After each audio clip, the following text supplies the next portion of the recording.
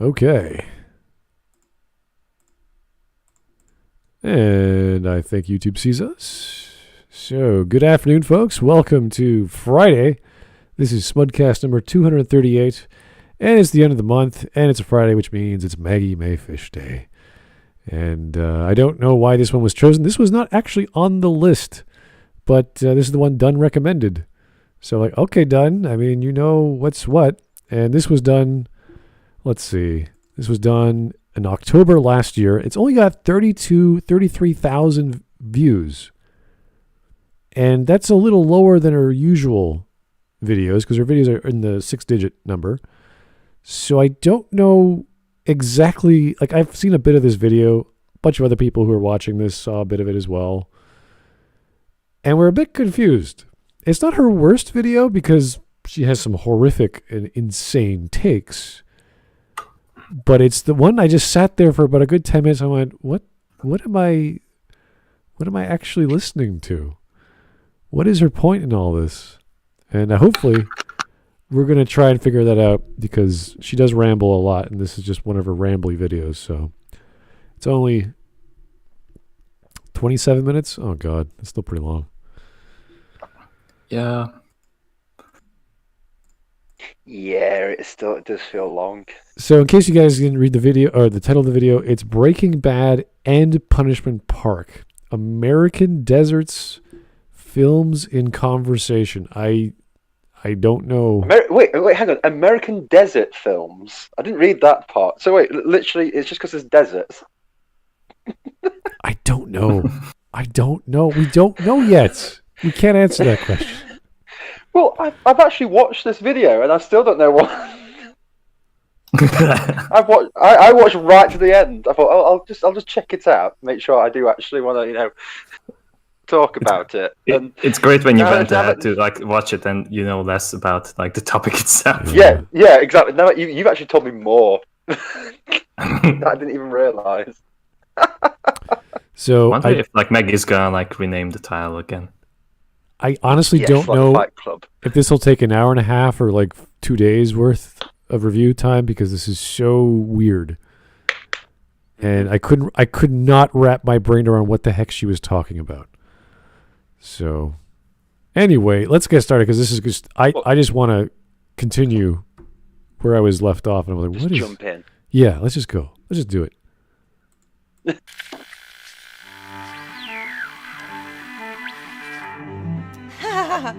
Oh, I'm sorry. Ah. I didn't see you there. What is the Welcome outfit? to Films in Conversation, where we take a look at two pieces of media and discuss their meaning in conversation. Today we'll be discussing a little film called Punishment Park and an obscure American TV show called Breaking Bad. Just a fair warning, today's program is a bit on the serious side. It contains intense imagery and discussions of serious topics of the day. On the serious side. So I recommend it. So in Maggie's vocabulary, that means fascism and feminism.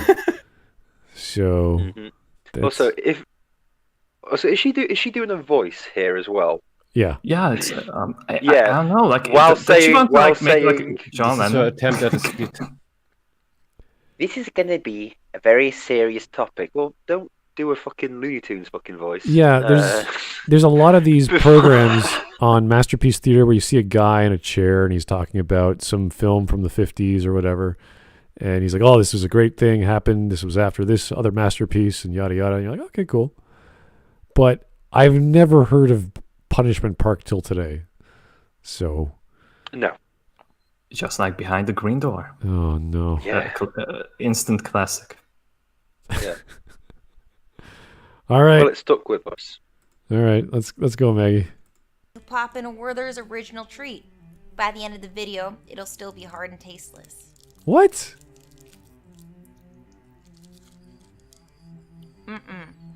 Werther's originals are It's fine. some good American Anyway, manufacturing. moving on. You are a creepy son of a gun. What the hell was that? That was I don't know. very strange skit. Was that a Comedy. a honey drop? Werther's original. It's Werther's a original. caramel hard candy. Yeah. That's more. It's more honey. It's more honey than caramel. Because I liked them. I didn't like no, caramel. I liked It is Werther's caramel. Werther's originals are Did she- caramel. I have them all the time Okay. because I'm an old man. And they're sweet. They're not. They're probably the only caramels I ever liked. They're not tasteless. I mean, she's like, what? They're wonderful. They have a honey note. Did she just insult Werther's original? Maggie, you have no soul. She has no childhood. You have no soul. You have no taste. You have no whatever that is between your ears. The caramel's pretty sweet. I don't know if you guys have had like sugar before or burnt sugar or melted sugar.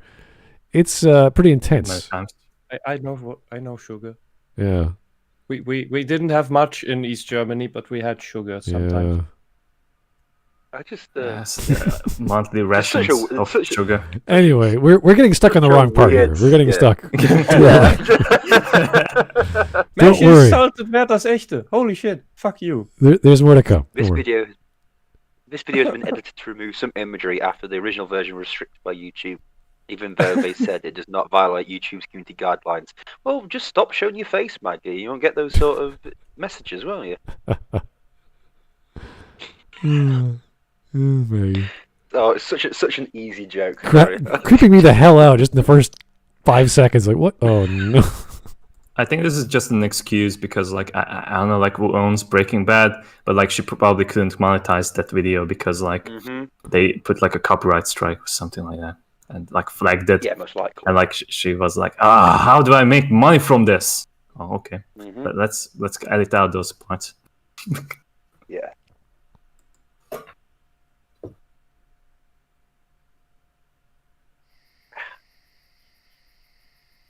The American desert, the Wild West, the lands outside of America, within America, a symbol of our grandest dreams, of rushing gold and overnight success, a manifestation of both the open frontier waiting to be exploited by capitalism and the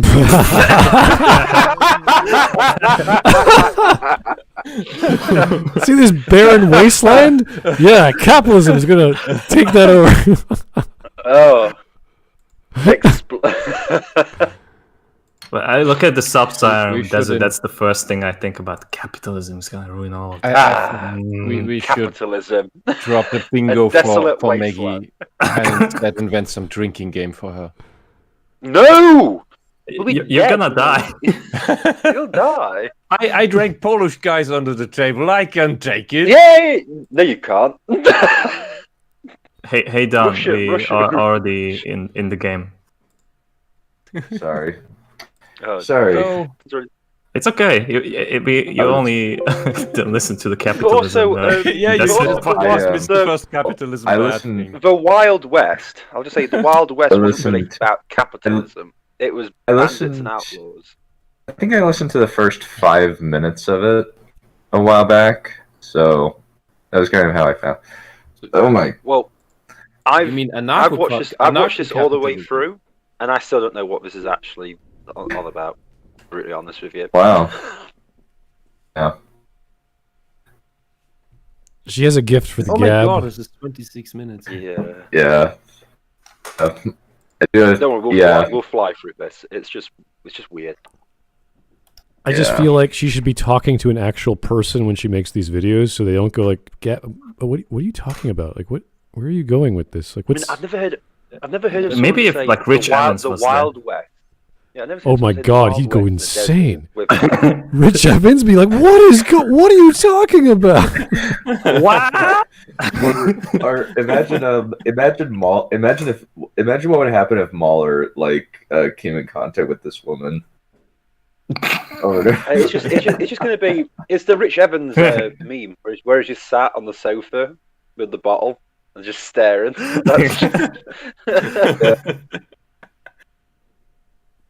All right, 1 minute in. Let's go. What is this? I have a question. Does Maggie script these? Does she write scripts? She has to. There's no way. I think she does. Supposedly. There's Well, way too many we say references. right to Maybe script. there's a ghostwriter. What happens is she in the background. rambles on and then goes, "Yeah, that'll work." Pretty much, yeah. Yeah, that's not an unfair I mean, assumption. literally saying the Old West, the Wild West in a desert, capitalism. Okay, Could sure, I yeah, make whatever. an argument Go for on then. anarcho-capitalism? Fine. Maybe. Survey says bullcrap. Oh, done your roboting. That's Anyway. fine. Sorry, Let's my go. apologies. That's okay. Let's go. And no show portrays the American desert better than Breaking Bad. Really? How about all the westerns from the 50s and 60s? All the John Wayne Those aren't flicks? shows. Those are movies. There's plenty of westerns from people love watching What is westerns back. happening? Yeah. Oh, I killed them. Let's just see. Let me just list them. Hell on Wheels, Godless, Lonesome Dove, The Sun, The Big Valley, Deadwood, Rawhide, Justified. There's dozens of more. Dead Valley Days, Cheyenne, Wagon Trail, The Lone Ranger, Wyona Earp, Little House on the Prairie, Wild West, Bonanza, Dr. Quinn Medicine Woman. There's so many that were actually in the West. The Wild West. Those are all series, CTV series? These are TV shows. Yeah, I saw them when I was a kid. Like, not all of them, but I saw an episode here and there. But Does Dukes of Hazzard count? it's the south of the States, but that's more modern. There were desert shots, but we're talking about the Wild West specifically, where they was shot in the desert. Okay, everyone's roboting for me. I can't hear anybody. Are you guys Here okay? you. That's on Hawk. Chat, can you hear us all right? Hear you fine. I can hear you. Well, maybe we can change server. If we need to, we could always just swap to some other region. Go to Singapore. Singapore? All right. Singapore will save us. Let's do it. Singapore. All right, we're back with Singapore. Servers. It sounds fine. Yeah. All right, cool. So, again, lots and lots of TV shows from 70 years ago that portrays the American desert, at least as a setting, let alone a whole series of conflicts. So, geez. Also, this is like Arizona, which is just mainly like desert, like Right. barren, arid, but it doesn't like have a Wild West feel about it, Right. other than maybe like the drug element of Breaking Bad, where like he's like there's almost no law I'm just the drug trend. Yeah, when I think of Breaking Bad, I don't suddenly think of, oh, you know what was really portrayed well in Breaking Bad? The American desert. Like, it never registers in my brain. Barons. There's this one not scene much where bad. is it the first few episodes where he's run, like he buys the Winnebago and he has this scene where he's out without his pants. Like, that's memorable, but it's not. It's the very first episode. Right. This is the very first episode, yeah. But I don't know. What a strange thing. The best. Yeah. It's about to get weirder. Okay. It's about to get weirder. It feels old to go back and watch the show now. It aired nearly a Can decade everyone before the hear me demand now? for free Yes. universal health Okay, care became a but- nationwide movement. Before we had a leader whose selfish acts were hidden under the guise of caring about the little guy. Before Who is that? Is that Trump? Maybe? What? Yeah, it's Trump. I think That's Trump. Yeah, That's I fucking, think that is that's Trump. fucking Trump. Can someone Oh, name wait, me one selfish thing that Trump did that didn't help, that hurt the little guy? Like, what's one thing as a president? Like, what did he do? He was orange. An orange man bad. He said some things that offended a lot of pearl clutchers. Right. I mean, he does it every day, but that's not, it was it's not a thing he funny. did. He just, that's a, Sneezing Words. loudly offends pearl clutchers nowadays, so it's not too difficult. Was very funny though. Yeah. here's Joe The Crazy. selfish thing he did? Yeah. He became president. Oh my God. Here's Joe Yeah, Crazy. that offended enough people. Maggie Mae Fish makes me want to wander the desert on foot. Oh, well. Mhm. The desert is orange. Do we need to ban it now? Oh. Yes. This is clearly not brown. This is clearly orange. Yeah. Yeah. All right. Okay. Actually, it's just a sound stage somewhere. It's not actually a desert. We couldn't afford a desert. Yeah, look at that boring monochrome background. This is a really cheap shot. Honestly, I think like Bryan Cranston, like in the behind the scenes, is freaking hilarious. Seen him like where he's just standing there in his tidy whities on the set. He's just, I'm fine. It's cool. What a Chad. White nationalism shamelessly reemerged into the limelight. And why did that shamelessly reemerge? Why, Maggie? What did she just? Is it perhaps? I lost the context. She's listing all the things that happened before Breaking Bad came out, or after Breaking Bad came out. After Breaking Bad came out. The white nationalism. Oh, yeah. You mean the product of the racism people like you are perpetuating, Maggie? Yeah. Mm-hmm. It's your fault, Maggie. You did it. You did it to yourself. God, there's all this white supremacy that I keep saying that it's white supremacy. God, if only white supremacy would stop. But everything's white supremacy to me. Like, yeah. Crazy, that, if you keep defining more and more things as white supremacy, that is not going to go away. Yeah. So, like, white supremacy is kind of a joke. How many people really take it serious? Unless they actually kill somebody and then the police get called. The crazy activists take it seriously. It's like induced schizophrenic paranoia. Yeah. Yeah. Pretty much. It's like a beautiful mind, but not fun, or intelligent, or in any way helpful to society. Yeah. Yeah, it's but just all the bad things. All those guys there in that scene there, they all had guns and they're all white, so white supremacy. They do have Nazi tattoos. Like they're actual they're Democrat voters? Oh my god. Had a leader whose selfish acts were hidden under the guise of caring about the little guy. Before white nationalism shamelessly reemerged into the limelight.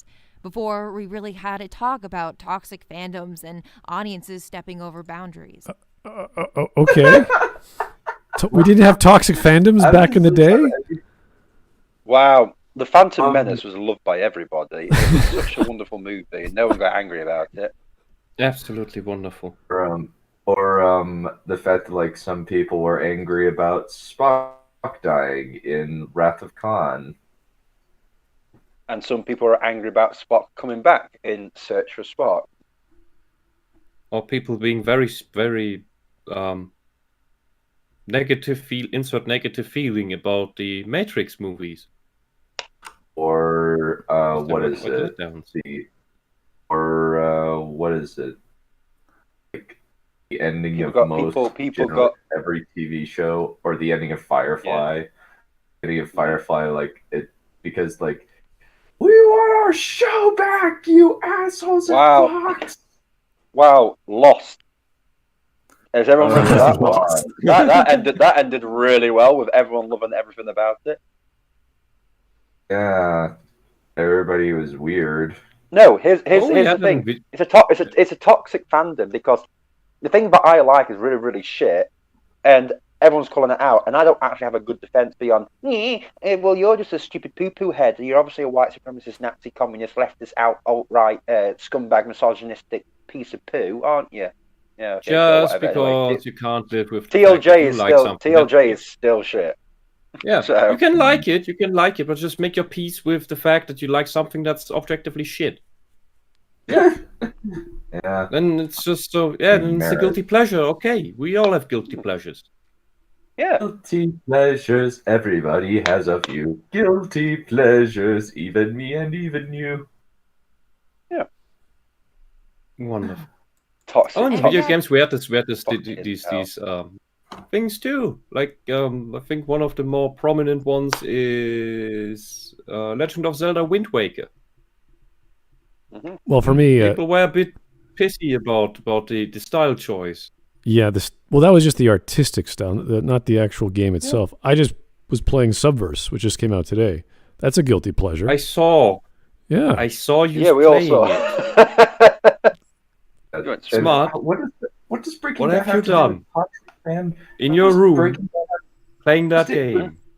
What does Breaking Bad have to do with the rise of toxic fandoms? I don't see because it's related to chemistry, and there are some toxic chemistry, That's why. Oh, Mark. Yes. Maggie, fact of the matter is simply that a bunch of fake fans, it's so simple. fake it's fangirls, right there get into all of these things, pretending to like the stuff without actually knowing what is good about the stuff. And then they complain about not everybody liking the new stuff that is objectively shit. So you can't keep pretending to be fangirls anymore to get guys. Well, Yeah. look what's happened now with Snyder Cut coming out. It's all the same people who were defending TLJ are now defending Snyder Cut, but they're now completely ignoring Star Wars. It's like they've just moved on to the next thing. Yeah. I don't know if they. The problem is Zack Snyder doesn't fit with their narrative. Is the problem? Defenders are defending the Snyder Cut? Mostly people who hate most of the people who hate TLJ like Snyder, like the Snyderverse, and vice versa. I always find the people who like TLJ like Snyder stuff. I agree with Cod, because I think those people in general just filled their whole of the movie going experience that they wanted to have. Instead of TLJ, now they can just name the Snyder Cut. There's something that that was so great. Why didn't you like it? I just saw it yesterday, and I wouldn't call it super great in any way, but it looks more like the movie I expected to see in the cinema, but paid for to see utter crap instead. This is just, maybe it's just the bar so low, but I think this is that. Yeah, the bar's really low. No, the bar is really low. I'm going to say this: DCEU bar's really low. Yeah, but for the low bar, it's okay. Tommy Wiseau and Neil Breen could make a movie in the DCEU, and it would be Honestly, I would actually rather watch that. I'd much rather watch that. I rather Neil Breen and Tommy Wiseau as a face-off movie. all you need is Tommy Wiseau to just turn up on screen and have the thing with Wonder Woman, and the DCEU fans would just lap it all up. I'd rather press out pimples on my neck than that. Hi, babe. Oh, how about this? Tommy Wiseau as Batman. No. I did not hit him. Hi, Kal-El. Greg Sestero as Superman. There'd be so much weird chemistry between them. There would be does Tommy Wiseau want to screw Greg's? Does Batman want to make love to Superman or something? Problem is that Greg is already casted as Batman, so. Yeah. We can. I will play everyone. I will play Batman and Superman. Greg Sestero, I thought, Tommy, I thought you all. Well, I didn't get to play a vampire in the room. Now I can play a day vampire here. It all makes sense. No, it doesn't, Tommy. No, it doesn't. Tommy, you've been cast to play Wonder Woman. Just accept your role. Oh my god! Kal-El, no. That's amazing. You're tearing me apart. You're tearing me apart, Superman, you are tearing me apart. Quite literally, probably. Yeah, I maintain that there would be. Yeah. Keep going. Anyway, Francis Ford Coppola. Alt-right is nothing but a cloak for companies to lick down on freedoms. Maggie's cute, but she's too stupid or too dishonest to understand that. Huh. Yeah, she's dishonest. Yes, you're right. It's hard to take her seriously half the time because we know she believes this stuff, but when she actually says it, you're like, okay, you don't really think that when you said that way. something must have triggered in your brain going, Yeah. maybe I'm wrong. Like, maybe I said that wrong. Maybe there's something different than I missed here. Or maybe there's something else going on. I always feel that whenever she finishes a sentence. She really hated the last 4 years. I think she really hated the last 4 years so much, it's messed with her brain. Oh. Yeah. Derangement syndrome. Anyway. Because of all these things, Breaking Bad, unfortunately, feels more relevant than ever. It's the story of a corrupt authority figure who forces his patriarchal dominance on everyone around him. Oh my Walter God. on Jesse to conform in a way that benefits Walt, while he claims that everything he does is for Jesse's own good. But to talk about... First off, no, he gets sucked into this because he wants to do something for his family. Which, by the way, his wife is abusive. She's psychologically abusive. She's Oedipal, and she sucks the soul out of him. But I'm not surprised that Maggie doesn't notice this. She only sees the man. You mean like a normal wife then? I guess she falls into the same category of watching the show as Jack Saint does, where he says that like Walt is always abusive and Skylar is the victim, and it was just toxic masculinity that made it so that he as the audience hated Skylar. What an absolute dunce!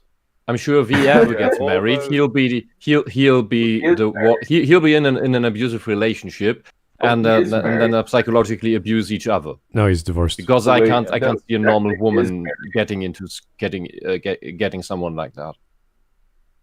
Jack Saint is married. He's divorced. Oh my god. He's divorced. Oh. Anyway, I wonder whose fault that is. Don't know. None of my business. Yeah, I don't either. Don't care. I don't either. Yeah, it's like I don't care. I honestly don't care. Yeah. Well, in the case of Breaking Bad, it's really Skylar is not the victim. She has issues. Absolutely not. And I was when she dunked herself in the pool, I thought, oh, okay, let's move on. Oh fuck, she's anyway, moving on. Anyway, Breaking Bad, I first want to talk about a film that, to me, is its spiritual predecessor. Another film. Why? Yeah, how? Punishment Park is a film by Peter Watkins, released in 1971. Yes, this looks so much like Breaking Bad. Who was fearless in his attempts to dig into the cultural and political realities of his time. I mentioned Watkins before, specifically. Oh, not this guy. Oh no! This fucking tool! Watkins began. No! Not that. When I watched it, I must have not been paying attention because I didn't see that bit. That fucking tool. Yeah, it's a linear story. Yes, but one thing leads on to another. Yes. Anyway, that's my point. Shut the fuck up, man. Can you help my memory with this one? He was on the Fight Club video that we covered. Oh. Where he I may have repressed that memory already. Don't worry, you'd be part of the club. No, I envy you, man. You're not the only one. That took 9 hours to cover, especially when she brought the porn comparisons to Fight Club. 9 whole. That's 9 hours of my life I'm never getting back. Like when I die, I have to have my gravestone 9 hours on Maggie Mae Fish. Oh bugger! And that was just a Fight Club video. Yeah. All I got was a fucking Fight Club video. But yeah, this guy is not as smart. He's a pseudo-intellectual, so. An intellectual. Yes. All right, let's see this. Okay, if you don't know what a pseudo-documentary is, it's a fake idea. So they film it in a documentary style, but it never actually happened. It's not real. It's just a film. So yeah, they're all actors. Exactly. So whatever is said is written by the person. So him going, oh, look at all these horrible police officers and what they do. Well, yeah, because you wrote it. You wrote it this way. I just read the super chat from Joe. Neil Breen as Green Lantern. Oh God. Yes. And Steven Seagal. Yes. Steven Seagal as the Flash. Oh, Oh my God! Yes. Steven Seagal. oh, that is. He would be he would be in the chair for the entirety of the movie in a Flash costume. That would He be wouldn't Actually, but he wouldn't actually awesome. run. He wouldn't actually run anywhere or like be really fast. He'd just like slowly walk everywhere. Flash. But I do know one thing for sure. speed is not my thing. He wouldn't run as badly as Ezra Miller does. I just. Thanks. Now I have a loop in my head of the Steven Seagal scenes in Machete. Yeah, let's keep going, shall we? Yeah. Sure. You know, what- Pseudo-documentary film The War Game, made in 1965 as a realistic depiction of nuclear war. This little boy has received Really? severe retinal burns from an explosion 27 miles away. It was so But provocative his that parents BBC are tried now to looking squash at the it. film, believing that it would scare people because it was too horrific for the medium of broadcasting, which, considering that the world was on the brink of nuclear war, was kind of the point. At the time, the supposedly independent BBC claimed the censorship was not directed by the British government. But decades later, declassified cabinet papers revealed that BBC Director General Sir Hugh Carleton-Greene suggested that if the government decided to not show the film, he himself would be prepared to put out a press release to the effect that the BBC had taken the decision alone. That was exactly what did occur in November 1965. Watkins didn't let the BBC. How does any of this dishonesty relate to stop him. Breaking Bad? In fact, it only made him more Nothing resolute. at all. In All this 1971, Punishment uses Park like was filler Watkins' just to diagnosis confuse of the an audience. Yeah, I don't know Like, what you're talking oh, about. Hunger I guess it's like good research. Wait. Yeah. just one- Anyway, with the nuclear war thing in the UK. Yeah, we didn't really want to talk about it because surprisingly, we didn't want to live in constant misery and fear all the time. It was Two was something like enough. there's. By the way, we were still rebuilding our country from being bombed by the Germans. Sorry, Wes, don't worry about it. No, it's fine. don't worry. I mean, our cities were completely rubble, so it's a mutual you thing, started I guess. it. So Yeah, that one. The first one we didn't start. The first one was started by Serbian communist nationalists, or Yeah. technically a national socialist. yeah, Like I know, all I know. socialists. But yeah. So to be honest with you, the '60s were also in '65. It was also the start of the swinging '60s, and people were trying to be a bit more positive with stuff, especially in Britain. So we didn't want to see misery all the time. It wasn't until like the 1980s when everyone just started to become miserable that they started showing more of those sort of documentaries. But, I'm confused about the quote because what she said makes it sound like could be interpreted either way. So did the BBC censor it the BBC's on its not, the own, BBC's not or impar- was it? Yeah. Or was it Also, the BBC with is not government impartial. The intervention? BBC isn't impartial. Everyone knows the BBC isn't impartial. It's a state-funded. Yeah, but I'm now confused of what is the thing that happened? Did the BBC censor it on its own, or the BBC supposedly the BBC censored it because the UK government didn't want it to be broadcast. They said they'd make out the lie that it was the BBC's original decision, which it's not. The BBC takes its orders from the both government parties. at the end of the day. Show us on the doll where the BBC touched a cheek. No, the BBC's not impartial. It's funded by taxpayer money, and it literally just exists because the government takes the taxes and then it gives the money to the BBC. So it doesn't feel beholden to the taxpayer, but to the government. Yeah, to the government. Yeah. So all right. all this impartiality, it's like that. It follows set rules and stuff. It's the same with the CBC Which here is in why Canada. Doctor Who has It's all funded by the government, so you know what you're getting. Anyway, here's Jake the Surgeon. Thank you. All right, I'll do it. I'll put a baby in Maggie to tame her. I may die, but your sanity will be saved. Well, Jake, I don't know. That is premeditated Thank you for your child sacrifice. abuse of the yet non-existent. Yeah.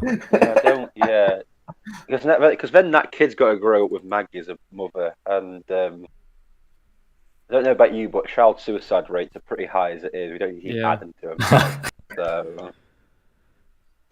Here's Jake the Surgeon. I'm depressed from my grandma's service, so I come to enjoy some sexy smud, but what I get is some crazy bint that makes me want to enact Movie Bob style population control. Oh my god! I just finished watching a YouTube video, came out a few months ago, of a girl who bought and read Bob's book, and she was just slamming it so hard. It was great.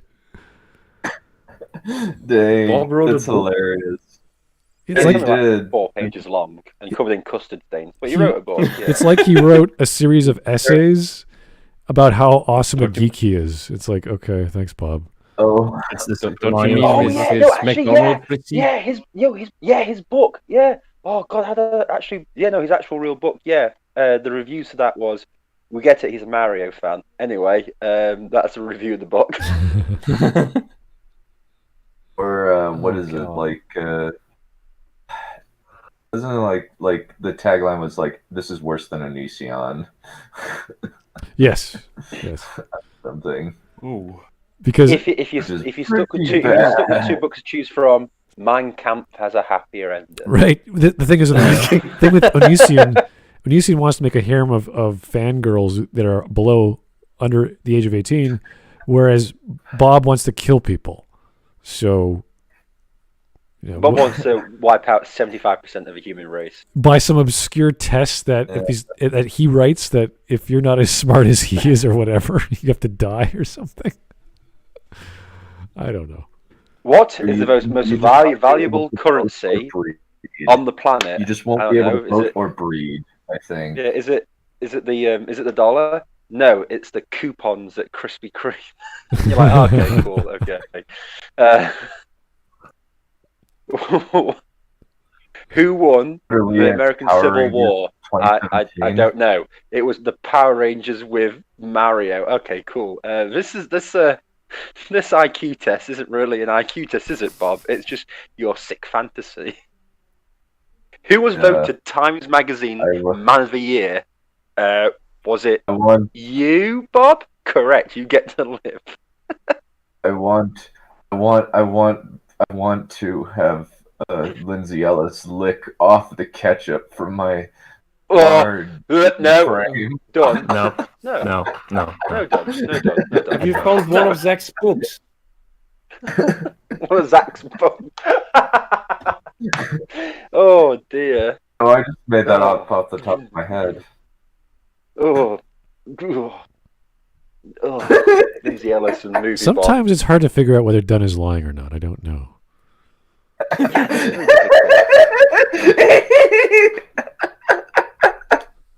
He's also got that mysterious Mormon aura around him. So I haven't got a clue what Mysterious Mormon. Yeah, is he lying, or is this actually something that they have to go through in Mormon school? I don't know. Daily Maggie Mae Fish videos. Yeah. Today, children, we're talking about torture. So we're watching Maggie Mae Fish and reading Movie Bob's book. Here's you had to learn to repent. Here's Francis Ford Coppola again. It seems like Maggie has ADHD and can't focus. You know what? I could say that in general to lots of people. I just like to say in general to women who are very emotional and outgoing and have lots of things to say, that they jump from topic to topic very easily, and they make connections where there aren't. And this is what she's doing with these two movies. Yeah. It's very vivacious. So that does sound like schizophrenic paranoia. Yeah. No, but it's like a man, like the man's brain has got many boxes, and each box is a certain thing, and we'll go to that box when we're talking about something, and then move on to another box when it's relevant. With a woman's brain, supposedly, it's everything is in one box, and everything is all together, connected together, and it's all jumbled up. So they move from topic to topic. That's to say. You mean like a handbag? Yes, like a handbag. I remember once having my girlfriend said, "Can you go into my handbag and find something?" So I put my little mining helmet on, got my ropes, and went spelunking for 10 hours. And I still couldn't find what she was on about. So never dig too deep in a woman's handbag. The rubble at the bottom is very, very icky stuff. You could lose a limb. Here's Francis Ford Coppola. It's like 127 days, and I'm there trying to chew my own arm off because I got my arm trapped in some living eyeliner. down there. Here's Francis Ford Coppola again.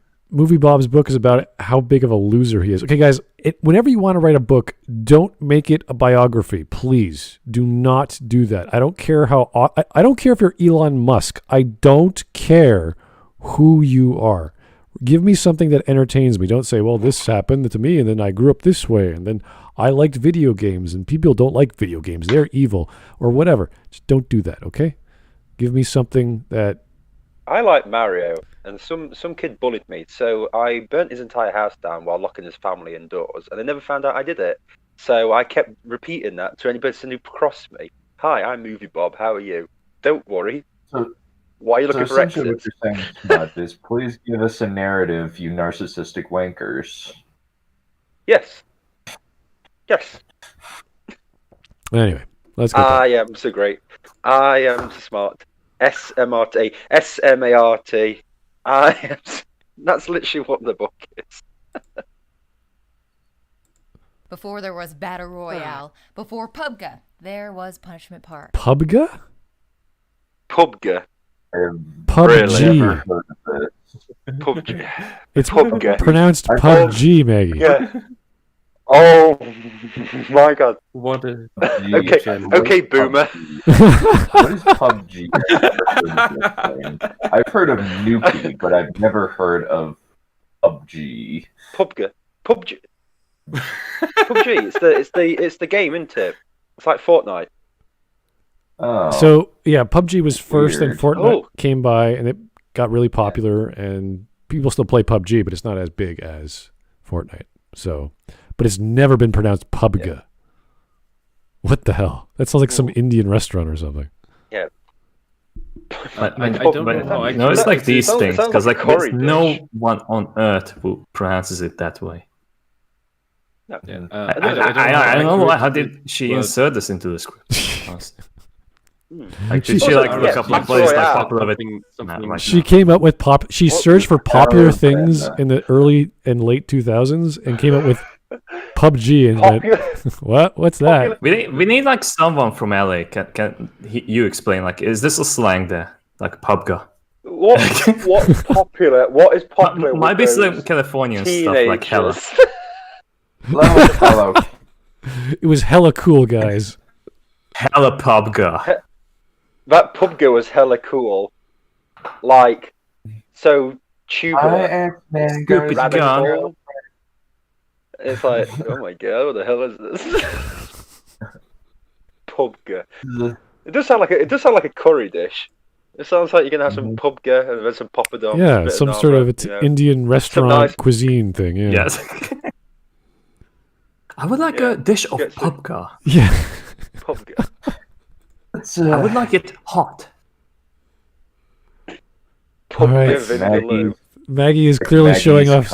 Yeah, she's clearly showing off her colors right now. It's great. I love it. She's clearly showing off that she's a 8-year-old woman in a 30-year-old insane person.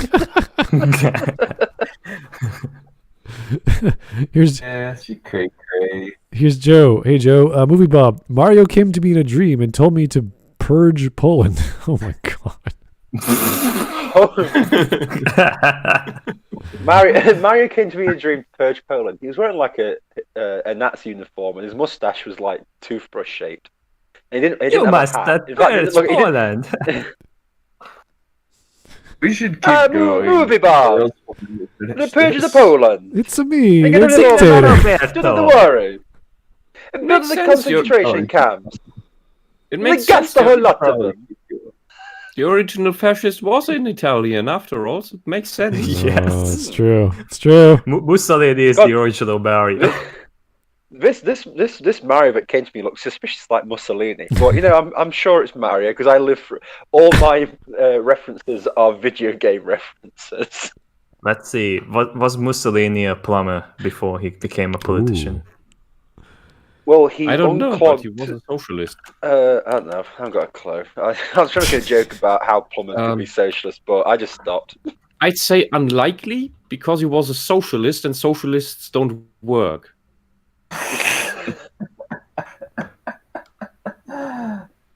True. He was a simple pizza delivery boy, and then I decided, it's fascism. God, I just searched for it. I just searched for Mussolini and plumber, and as Mussolini would sardonically observe, Hitler notoriously arrived like a plumber in a Macintosh. What? That is kind of amazing. I love it. Let's keep going. All right, here's stupid. Sometimes the internet scares me. Okay, here's Ram Jamaram. Thank you, sir. Praise to the prophet Pubga. Yeah. It does sound like some Indian term, yeah. Pubga. Yeah. I come from the region of Pubga. Maggie, in case you try to Kalima. Maggie Mae. This was Maggie supposed to be funny. Just a joke. You betrayed Pubga. We're getting way off topic. This is gonna be the comedy renegade cut video all over again if we don't get focused. Yeah. You can't say Pubga and expect us not to go off topic. What a stupid way to pronounce it. The mundanity of it, right? Compared to the mundanity of Pubga. Compared to manga Cayman we had yesterday, I think this is a lot worse in pronunciation. Oh yeah. Oh, anyway, he's a cool dude. Anyway. Yeah, he's a cool guy. He's he responded to the video. Yeah, he left some comments. He's a smart guy. He's humble. He wants to talk to me. It's like, this is a nice guy. I can relate to him. He's good. So, thank goodness we covered a reasonable fellow. He replied to me. Yeah, he replied to me and it was really nice. I was like, oh my god, someone I could is actually nice to me. Usually I just get death threats. Oh, this is wonderful. Let's go with the video. You don't want to burn my house down? The story is framed as a documentary with Peter Watkins behind the camera, playing a British journalist on location at El Mirage Dry Lake in California. The film takes place in an alternate 1970, although not that different from reality, in which President Nixon has declared a state of emergency over the anti-Vietnam War movement. While the events of the film are fictional, the opening quotes a real law that is still on the books in the United States, called the Macarian Internal Security Act of 1950, which authorizes federal authorities to detain persons as to whom there is reasonable ground to believe probably will engage in certain future acts of sabotage. The story follows two groups of prisoners. Yeah, but Group does that 637, matter, though? who have already been tried, convicted, and sentenced to participate in the Punishment Park game, and Group 638, whose trial is just about to begin. The narrative cuts back and forth between the two groups, highlighting the hypocrisy and brutality of a militarized American justice system. In the tent, we meet Group 638, which is all feminists, fake. Civil rights protesters, communists, draft dodgers, and artists. Yes, I love this movie. This is great. I love it. This should happen more, especially the artists. But also, this is also, by the way, okay. There's an old law, right? Yeah, that's fine. There's loads of old laws that are out there, but no one pays attention to them anymore because they're just not useful. Like I'll always tell people, it is legal to shoot a Welshman with a bow and arrow in Nottingham Castle. It's like, yeah, but we don't use that law. It's just there. We just haven't got round to borrowing it out yet from the law books. It's just no one pays attention to it. But in this fictional world, yes, okay, so it's all fictional. The literal place is called El Mirage, which translates to the Mirage. This is a satire. It and it's not even like that accurate. It's meant to be ridiculous. Honestly, like Maggie does deserve to be in Punishment Park, unironically. Let's just be fair. Well, do you actually know what Punishment Park is actually like? Have you seen Punishment Park, Doc? Or anything? Because I was just watching it. I was like, what the hell is this? I haven't seen the movie. I've just seen her description of it, and it's just like, oh, basically, it's like it's a chase thing. It's basically like the U.S. government says, "Hey, you get here, you don't have to serve your sentence." Yeah, but that's never going to happen. That would never be a law in a country. Would cause so much problems. Yeah, cause so many problems. Yeah. Because horrendous amounts of like murderers could get away with anything. They just need to say, "Hey, I want to get to Punishment Park," and all they do is just find a way to grab a gun, or even like they secrete a gun somewhere in Punishment Park, and then they just use it to shoot the people. Just use it to shoot the people chasing them. It could be so easily abused. Yeah. It's very weird. All right, so it's a dark satire. It's a dramatic one. It's not to be as a comedy. It's to look at the American justice system and the McCarthyism of the time. Or not of the time. This is like 10, 20 years later. So, fine. That's great. This is 1971. Yeah. So, also 1971, near the end of the Vietnam War. So when they were literally pulling out, but whatever. Yeah. Anyway, let's go. Right. I'd love how he's just like draft dodgers and artists. It's hilarious. Of the conservative community. If convicted, which is a given from the outset, they're offered a choice. Spend years sentenced to federal prison or 3 days in Punishment Park. A Punishment Park game involves trudging 53 miles through the desert on foot with no food or water, pursued by police and the military. The goal? Within 3 days, you must reach the American flag, an ironic symbol of freedom always just out of reach across the oppressive desert wasteland. You must evade capture by the pursuing law enforcement officers and reach the flag by the appointed time. Your capture or your failure to complete the course within the given limit of time will result in the reversion to your penal sentence. 3 days in the desert. 3 days to evade the authorities and make it to the American flag. 3 days Don't you to just die get in sent the back to desert, prison? unable to ever reach that mirage of American exceptionalism and freedom. If only Walter White had admitted to himself sooner. Wait. So there's actually no downside to that game. You just get sent back to prison if you fail. Yeah. Then everybody would do it because it's a free out of jail card. It's just a lottery. Yeah, pretty much. That is just dumb. It is. It is so dumb. The whole thing is, they would never do it. It's just, I mean, I know the government's doing some really weird stuff now, but I thought they'd never do. But this would just cost too much, and it would just, there's too many ways to get out of it, and it'd just be too much time and effort. The whole justice system would implode. The whole system would implode. They'd be like, well, we'd send you to Punishment Park, but there's like a 6-year waiting list. Those are pointless. Everyone's choosing to doing it. Yeah.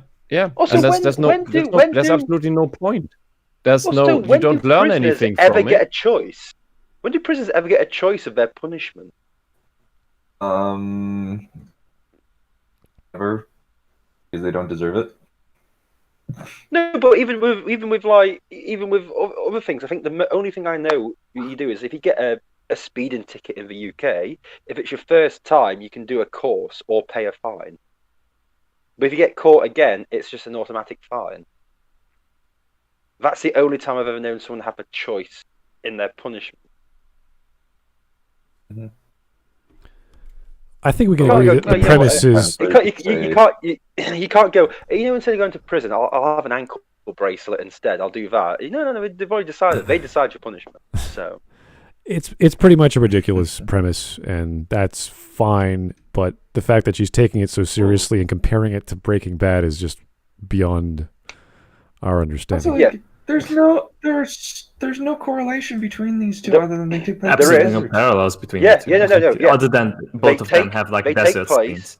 They take place in the desert. Well, some scenes in Breaking Bad take place in the desert. Yeah. So that's why it's exactly the same as Punishment Park, which takes place solely in a desert. One takes place in California, while the other one takes place in New Mexico. We should applaud. Yeah. Mm-hmm. I mean, both things are completely different, but there's a desert there, so that's all she needs. Remember, Star Trek V and Kirk Cameron Saves Christmas are linked together because Captain Kirk and Kirk Cameron have a similar name. You know what? I would make like a new parallel. Capitalism. Go ahead. I was just going to say a movie in which a Christian endorses greed and taking literally Christ out of Christmas in order to, like, say, tell his brother to quit being a curmudgeon. Yeah. Maybe what are you going to say, Mark? Is that like if I want to make a parallel, like silly as it is, like how about like Breaking Bad is kind of like Married with Children, because there we have Ed O'Neill, a desperate husband who tries to make as much as he can with his shitty job as a female shoe shoe fitter. Yeah, shoe fitter. Yes. Yeah. Like even like he does everything for his family, and they don't really give much back to him, but he still stays with them. So he's more like a positive Walter White. Even that has like more parallels. You could have this with this. It's such. World War II was similar to Breaking Bad, since there was a North African campaign, and that took place in the desert. So you know. But Rommel made that move like, oh god, like, that was just like when the Mexicans were like going after Walter White. When the Germans decided to poison and kill Rommel after the Africa campaign, that's just like when Jesse's girlfriend choked to death on her own vomit. It was such a similar. Like, so much between those two. It's almost like they got inspired by that. So many thematic parallels. It's amazing. It's like TLJ all over again. The hero of the story dies at the end. Yeah. In both World War II and in Breaking. Well, the hero of World War II was obviously Hitler, but yeah. Yeah. He was the main character. All right, let's go. A tragic story. All right, let's go. The main protagonist. Here's Dolomaticus. Oh, great. The once a week I get to see Smudcast live, and I get a Maggie video. I think drinking bleach would be easier on me. You know what? It's not that bad yet. It's not crazy. It's just is Walter White fading out of that image? I don't feel so good, Jesse. We haven't gotten the bits where Maggie says Trump apparently wants to screw his daughter. I beg your pardon. I beg your pardon. I don't remember that part coming up, but okay. Daddy Part 1 video, you weren't there for it. We haven't gotten something. Oh, yeah. We haven't gotten like to that level of crazy yet. Oh, right, yeah. Oh, right. Oh, God, thank God for that. I thought you were talking about this video, but she starts mentioning Trump screwing his own daughter. I'm like, I watched this. I don't remember that part. Did my brain just cut it out? So what happened previously while we were watching the video was she jumped from, like, she finished a sentence about that Punishment Park movie, and now all of a sudden she explained juxtaposes everything about it. Well, the plot to a degree, yeah. And then she suddenly shoots a scene with Walter White. If only he admitted to himself sooner that he was after it was a mirage. You're like, okay. What? Okay. What mirage? Free healthcare. Making the punch of money for his family was a very achievable goal. I mean, technically he did achieve it. His problem was that he couldn't stop anymore. He became an adrenaline junkie. Yeah. A bit like that, a bit like addicted to the whole thing, and always something new that drew him back in. Just when they get out, they pull me back in. All right, let's go. Forget about that Godfather movie. And then one more revenge plot to make the world a little better while he was struggling with his own death. Like the thing with Tuco. He was able to do that bombing run on Tuco because Walter had made peace with his own mortality. He had accepted he'd die anyway, so at least he could remove this asshole. Yeah. And then he survived. Walter. That was the strange part. That, oh god, I'm still alive. Oh fuck, okay, I'll go on. But I don't think he expected to make it out of that. No, I don't think so. I love that cut though, when he just it goes from innocuous, then it goes to Walter bald walking away from an explosion, or that part's amazing. Yeah. Breaking Bad's so good. Yeah, so something you good. can find in that is that the moment you have made peace with your own mortality, with your own that you will die, that gives him freedom. It gives him the freedom to do things he could never do before. And some of those things are really bad. Yeah, because in the very beginning, I love this transition of his character. In the very beginning, he does remind me a lot of a more depressed, but essentially Hal from Malcolm in the Middle. Yeah. And then he turns into this absolute monster creature that is Walter White. Well, Heisenberg, yeah. It morphs from Walter White to Heisenberg very, very quickly. Yeah. But, well, not quickly, but he grows in competence. When it's really, really darkly hilarious when they're trying to grab the methylene. I can't remember the drug name, but it takes them a while, and they just look like methamphetamine. Yeah. Well, the blue, the stuff that makes the meth blue, and they're stealing it from the storage facility, and it's just the cops are these guys are idiots, and then by the end he's becoming the guy who's able to facilitate a prison murder spree. Yeah, and I wouldn't say he's growing in competence. Gasp, it's you mainly mean just you mean character confidence. He's growing mainly in confidence. Because the resourcefulness is, I think, the same he had in the beginning, but his confidence is growing. All right, here's a straw man, a Maggie video. Are we here just to suffer? It's not that bad yet. It's not bad. It's okay. We have a standard. Yet, but we're 5 minutes in. I always see this the subtle emphasis on not yet. Yeah. Mike Testa. Well, just watch the end of yesterday's stream, and you can tell Smud's soothing voice to try and calm me down. Maggie? Oh, I need to see that. We've got a Maggie Mae Fish video tomorrow. Oh no, please no.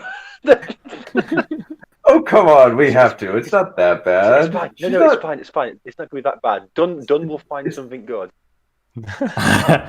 It's not as bad as it's nothing is going to be as bad as the Fight Club video. Mm-hmm. Ram Jamaram, you get me. That's what I pretend in my head. That's my headcanon. What is it? Ram Jamaram said, "Lol, gonna watch Malcolm in the Middle and Breaking Bad, pretending they're the same universe now." Oh boy, he's a bigamist. Is that the Walter White's a bigamist or something? I don't know. I guess so. That would be amazing. That would be really funny. Anyway, Mike Testa, I think it's funny Kay went out in a pathetic way. You're talking about Che Guevara? How he got killed by the Bolivian army? I don't know. I don't know much about the story, but how is he? Is it CHE? He's not spelling that. Yeah, Che Guevara. Che, however you want to pronounce it. Che Guevara. Okay. Yeah, no, that's fine because I don't see the chat because I'm on my phone, so I can't look at it, so I can't think. But it's to be honest with you, I don't think he did go out all that well. He did go out a little bit well, he got captured and got executed the next day, so it was very quick. But I don't know much about the story. Yeah. Anyway, the story's not really that fantastic, to be brutally honest with you. He's not like what everyone thinks he is. So here's Francis Ford Coppola. Thanks again. Oh boy, Maggie's boyfriend making this video Mag A, honey, please, no, that's not relate. No, honey, please. Those things have nothing to do with each other. Dear Lord, no. Stop. Dear God, no. No, please stop. In that regard, RSG said something good before in chat. I saw that I don't know how accurate it is, but I like the connotation that there it is. ADHD people want to focus but can't. The scatterbrain can focus but don't want to. And he meant Maggie is a scatterbrain, not ADHD. So she could but doesn't want to focus. I don't know. She is scatterbrain. I will give. Yeah, I can concur with this. All right, let's get to her point with Breaking Bad. That what he was a mirage. Punishment Park, like Breaking Bad, feels so relevant it hurts. And we've got to either win or we've got to die. And if we do win, we're gonna wreck this fucking establishment and we're gonna wreck this fucking game. While the Wait. No. What? No. You just said if you lose this game, you go back to prison. So what is it now? Do you die if you lose the game, or do you go back to prison? I think they can kill you in this game. Oh, okay, that's at least some stakes. Then it makes some more sense. But then again, this was a communist, so what the fuck? No loss there. There's also some artists there. So again, I want to know how Breaking Bad is relevant today. It was a story of a guy who got in over his head, and his ego got the best of him. Are you trying to say this year? It's so relevant it hurts. Like I don't get it. It doesn't make any sense. I don't because there's. Yeah, it's just a really good show with a guy who goes too far. It's not. Yeah, that's the point. Yeah. It's not some weird. It's the title. I guess. It's not some weird. Is it like how Starship Troopers is apparently like painful to certain crazies like School of Movies? Why? Why? Because apparently like we're awash in Nazis. It's a fucking amazing film. I don't know. Maybe she's talking about hubris. It's one of my top 10 movies. That is the name of Starship Troopers. It's great. There's many things she could be talking about, but you can't just say it's relevant more than it is today than it was before. And you're like, okay, what? When did Breaking Bad actually finish? 2013. 2013. Yeah, 2013. Yeah, autumn, I think. Well, thank you for the season as well. Yeah, that helped out. So almost 2014 then. I just binged the whole thing on Netflix because I was just like, I waited for it to come out. But it just seems so. When she goes, it's more relevant today. It's like, well, it almost is today. Something that came out 8 years ago.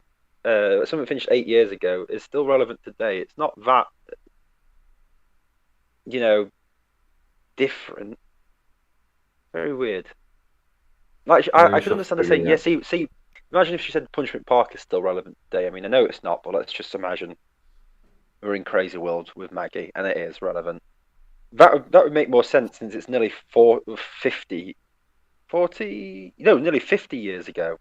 Yeah, it'd be 50 years ago.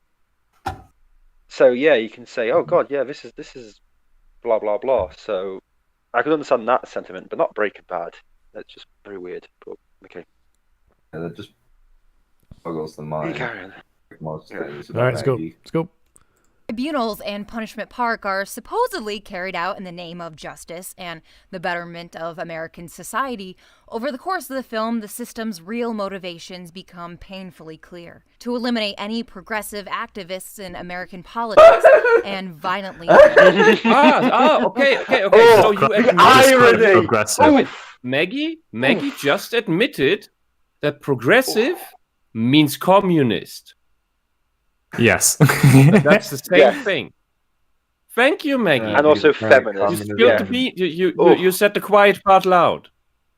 Yeah, but I tell you something now, the irony arrow that has just like pierced my heart with that fucking sentence. It's amazing. Look how badly these people are being treated. Imagine if like society was doing all this because of your views. Literally all conservatives right now going, whoa, hold on. Number one, Punishment Park is a work of fiction. Secondly, this is what was it? This 1960? Maggie, do you know what the Soviet Union did in 1960? She does. We're doing terrible things to people. We're putting people until 1989. Mm-hmm. And what China's doing right now, and has been doing for God knows how long. Yeah, well, that's okay because like that's his employer.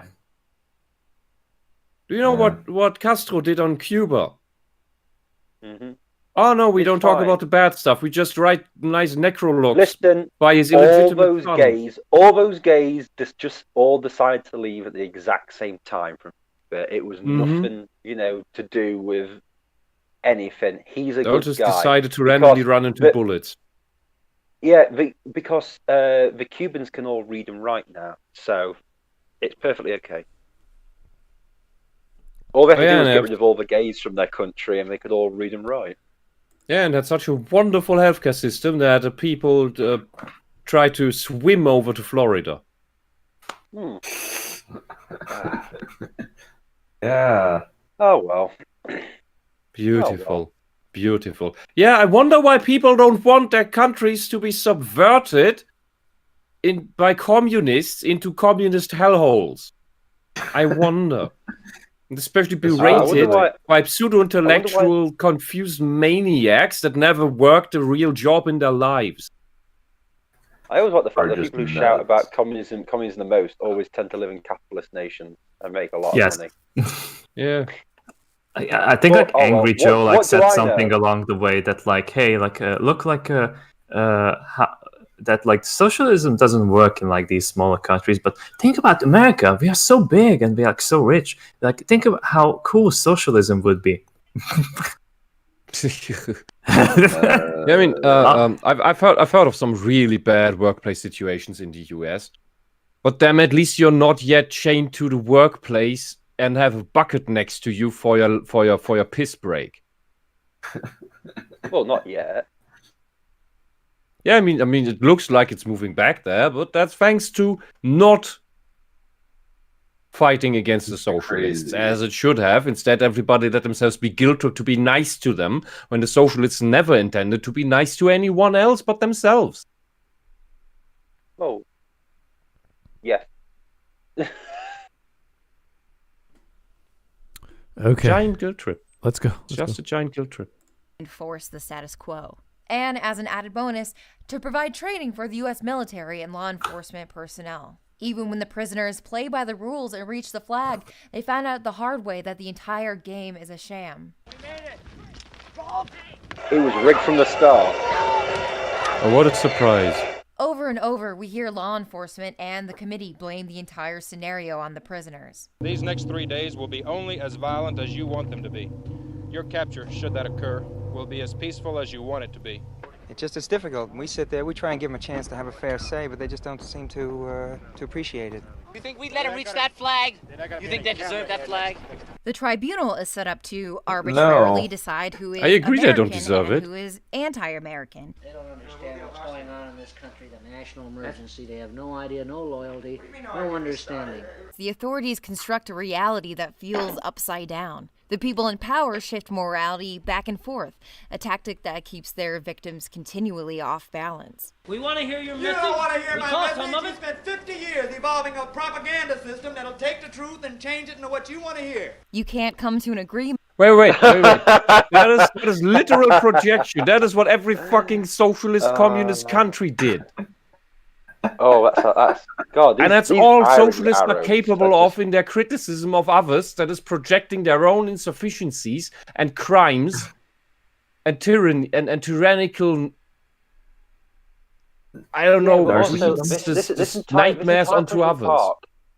This entire Punishment Park Narcissism is fiction. Yeah, And that is yes. No, but Maggie Mae Fish is looking at it like it's an actual documentary, even though she knows it's a fake documentary. She literally acknowledges that it's fake. Yeah, but the one character, the government character, I would disagree with him on the thing about loyalties. I don't see that these people, the socialists in question, have no loyalties. They do have loyalties. They have the loyalty to their faith, which is socialism. And ironically enough, every socialist has loyalty to his own version of socialism, which was very evident in the French Resistance in World War II, which was largely not very helpful. Was not very helpful to actually sabotaging the Nazis.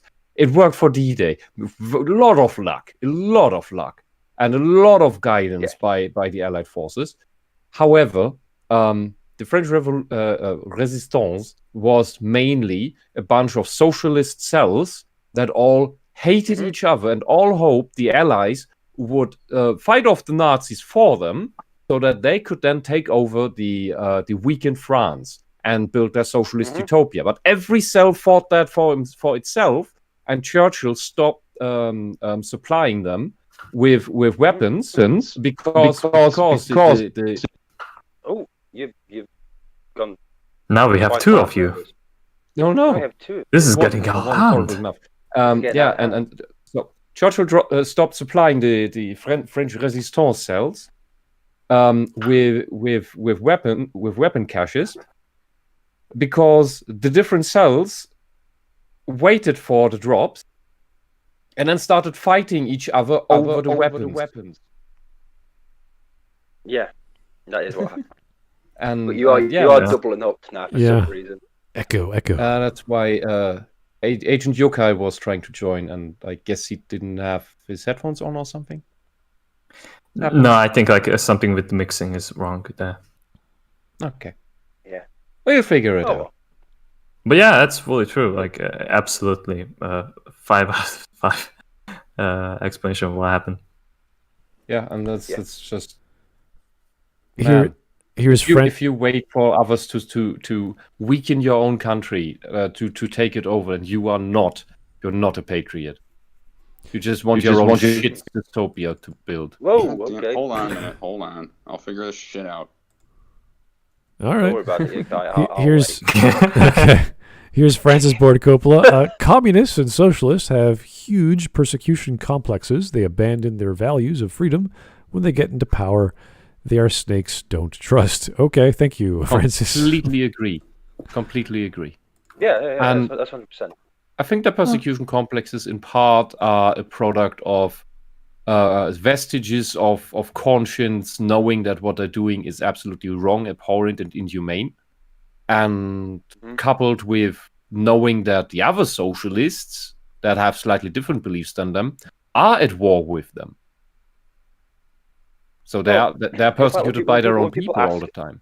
When people ask what's the difference between a fascist and a socialist, a fascist knows he's doing wrong but just doesn't give a shit. But a socialist wants to pretend they're not doing wrong, and that's literally the only difference between them. Yeah, I like this. I like the simplification of a fascist just being an honest socialist. Yeah, it just literally does. It does really boil down to that. But that's my only point in this conversation. Carry on. I hate them both equally. Okay. Yeah. Here's Joe Crazy. Again, how do these things relate to one another other than taking place in a desert? One is about the government, the other is about drug lords. Yeah, pretty much. Malcolm in the Middle takes place in a desert. Ooh. They're so similar. Ooh. You could loads of things take place in a desert.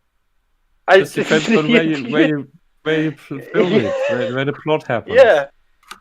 Yeah. Cyberpunk 2077 takes place in the desert. Wile E. Coyote and the Roadrunner also takes place in the desert. What's the connection here, Maggie? Yeah, So does Speedy Gonzalez. I recently watched Speedy Critical Gonzalez. Drinker's video on this, but Tremors take place in the desert. Is that linked with Punishment? Oh, surely. And... Surely, it's also a wonderful movie series. I'm glad I was made to watch it. Yeah, it's a great series. Wonderful. All right, let's try and get along here to her point. Yeah, we're still waiting for one. Yeah. This is great. We're going to be waiting for a long time, Smug. You Yeah, have to I know. accept this. Agreement with authority because the authority spends their time accusing you of being disagreeable. Yo, you want to go shopping? Go do it yourself, all right? I got plans. Smoking marijuana, eating Cheetos, and masturbating do not constitute plans in my book. Whatever you... That is just parental advice.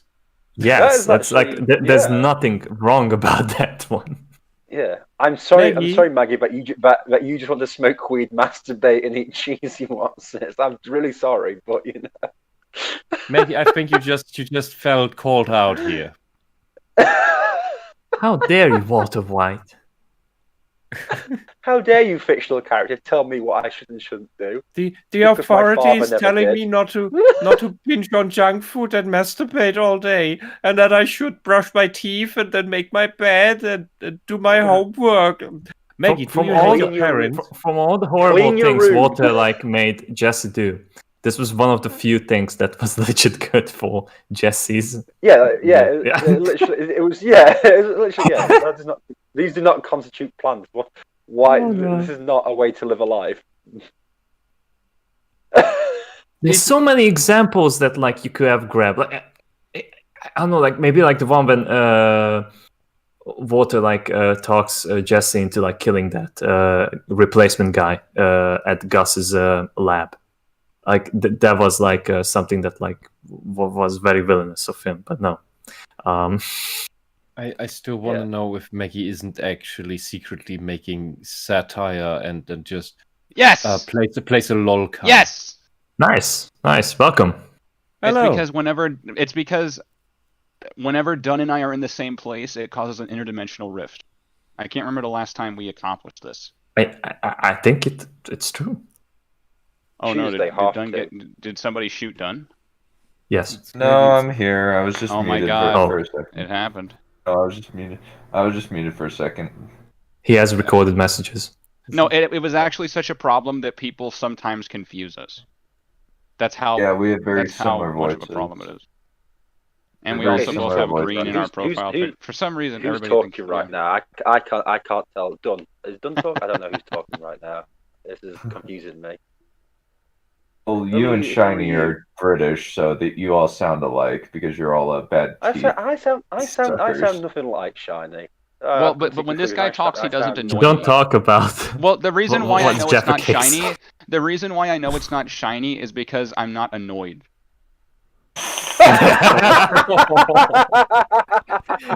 Oh God. Yeah, whenever specifically he starts talking, it's like, why am I so angry all of a sudden? You just don't like Star Wars. That's what it comes down to. Yeah. Let's keep going, shall we? Let's just. So the analogy here, I guess, or the metaphor is water is death. But all right, that's fine. It's supposed to happen. The exact reverse opposite of that is going to happen. One of the cruel mind games that the tribunal plays on the prisoners in Punishment Park is promising that they'll find water along the route. This group have been told that they will find water halfway to the American flag. They promised us water. You shouldn't mouth breathe in the desert. He's trying to sound so much like David But Attenborough. that too is a mirage. What's wrong? It's not a mirage, it's a lie. Try to make it to the Yeah. Mirage is a bit of a more specific thing. There's no water that way. They're just playing with your mind until they kill you. While a lack of water is a constant theme in Punishment Park, the presence of water can be just as ominous. Swimming pools are a powerful visual motif throughout Breaking Bad. What? A symbol of middle-class No. America, an artificial body of water, a man-made display of wealth and aspiration in an otherwise unforgiving desert. Okay, Maggie, I'll give you some context for what you consider middle class in America. In Germany, the middle class cannot afford pools. in every bloody place, in every bloody household. That's something for the upper class, because we don't even have the space for that, Maggie. You don't even see how rich you are. You think pools are a middle class thing? How privileged you are? A swimming pool is a middle class thing, right? Okay, sure, go on. Maggie, you are insane. This is the problem with you socialists. You have absolutely no comprehension of reality. You dodge reality checks left and right. That's your biggest skill. Yeah, but there's no concept of actual welfare. This is or money. This is literally a swimming pool is middle class. Why? Well, because the people poorer than me had a swimming pool. Yeah, but that's because you're fucking vastly wealthy. Of course, the people poorer than you, because you had 6 swimming pools. Of course, the people poorer than you had 1. I just how expensive it is to maintain this fucking swimming pool. I mean, I've watched plenty of pornos. It's not that difficult to maintain a swimming pool. In the US, even the gas doesn't cost anything. What you pay for a gallon, we pay more for the liter. Yeah, I just nobody that I know has a swimming pool beyond an inflatable one they, get out every summer. Welcome to America. Our lives are better here in terms of the economy. No, but you've also got more space. So you can have swimming pools in your back garden. Yep, and it's nice. Yeah. Yeah, but here's the thing, what people here have usually. These little blow up swimming pool for children. Why have a swimming That's what pool we when have. you can have a hot tub? I have true. My friends actually. I would go for the hot tub. Actually, a tennis court in my backyard. We don't really use it much, but we still have. You have a tennis court in your backyard. That's awesome. You have wow. Do you know what I have? Do you know what I have in my back garden? Right, I have 2 foot of slab concrete, 1 chair, and a table that looks like if I put anything onto it, it would break. That's middle class dogs. I have 2 dogs back there. And I'm now being told that a swimming pool and a tennis court is middle class. Like fucking. My backyard has a bicycle stand and a pothole. I just don't know what. I'm just amazed. I'm just amazed by this. It's just fucking unbelievable. My neighbors have a pool. Yeah. How much does a hot tub cost? Let me see something. All right. Do you wonder why we call you champagne socialists? Yeah. All right. I just cannot believe. Here's straw man. That her whole day, so Maggie would. I don't know what that means, but that her whole day, so Maggie would be bugged by that cuz she eats finger food while wrist deep. I don't know what Maggie's day is like. I have no idea. But I think you're giving us this story that she's consuming a large amount of food. She's fisting herself with Cheetos in one hand and her fanny around the other. But oh god. Hey, while being dressed up as a cat. Oh, don't get into that, please. Oh no! I haven't seen her face for about 8 minutes. It's great. So. Yeah. She did say she had to. She did say she had to get rid of some. Hey, footage. I just realized something. I just realized something funny. Dunn, didn't we meet at a Maggie Mae Fish video? That was the first time I was on a stream. Yeah, it was like How the long first ago 10 was minutes. that? Like a year? Yeah, it was like a year. I think I said LiteratureDevil, hey, you want to watch this? It's about Fight Club. And he's like, sure. And we could barely get through 10 minutes. I remember that. Yeah. Oh, what's this online date? We All right. met on the Maggie Mae Fish video. Yeah, there we go. Brings people together. Okay. It brings people together. And tears minds apart. So. Mine's fine. My mind is totally fine. We're healthy. Was already destroyed long ago. Yeah. I can do this. Yeah. Okay. All right, let's go. Desert. Water as blue as the meth itself. It seems like a cool relief, but just as quickly you can fall in and drown. The pool in Walt's backyard is an ever-waiting pit, ready to swallow him along with his family. One of my favorite moments in this pool is when Skylar walks into the water. She decides to join Walt and help launder his money. A perverse baptism, submerging herself in crystal blue water. She chooses the mirage of a happy family, drowning any hope of saving her family from Walt. Another pool, what first seems like an oasis in Gus's flashbacks, quickly turn into a nightmare. The calm, glassy water ends up stained with the blood of Gus's partner. And it's by the same poolside years later that Gus enacts his revenge, poisoning Don Eladio, then washing his own hands of guilt in the bathroom. Over and over, when people and things plunge into the water in Breaking Bad, it's accompanied by death, either Yeah, because it's easy to kill people by drowning them. Furthermore, Maggie, you are just seeing things, you're randomly connecting shit. Virtually everybody, at least on TV, in the US, and here, rich Mexicans, have pools. So it's a prop that is going to be used in the scene at some point, because it would be dumb not to integrate something that's obviously there. Also, the idea of wealth is a swimming pool in your back garden. See, this proves it's not middle fucking class America. Well, people think of swimming pools and they think of wealth with a person. I still can't. That's how. That's why it's actually a common trope for like when a mafia dealer who's really rich gets shot, they're usually in a pool. They should get shot because it's considered higher class. I still can't believe she's connecting the promise, a lie of a promise of water in the desert. If you walk 3 days to the flag, to the pools, the scenes with pools in another show. In Breaking Bad. Yeah. Well, they both have water in it. Completely unrelated. Jaws is similar to Breaking Bad. I thought there's water in it. I thought she would have used the desert as a metaphor for death, because that's the frickin' desert where there is no water. And also considering the fact that this is all about the American desert, I too would have thought she'd mentioned the desert as a death, but water, that abundant thing in the desert. No, she's just taking up the most obscure things instead of the obvious. Like the same with the lie or mirage that she sees everywhere, and just I think that there's a difference between someone crazy and someone with autism. If this was autism, the connections would make some sense.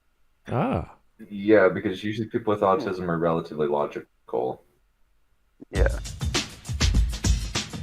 Do not try to argue with the irrational. You'll only lose yours.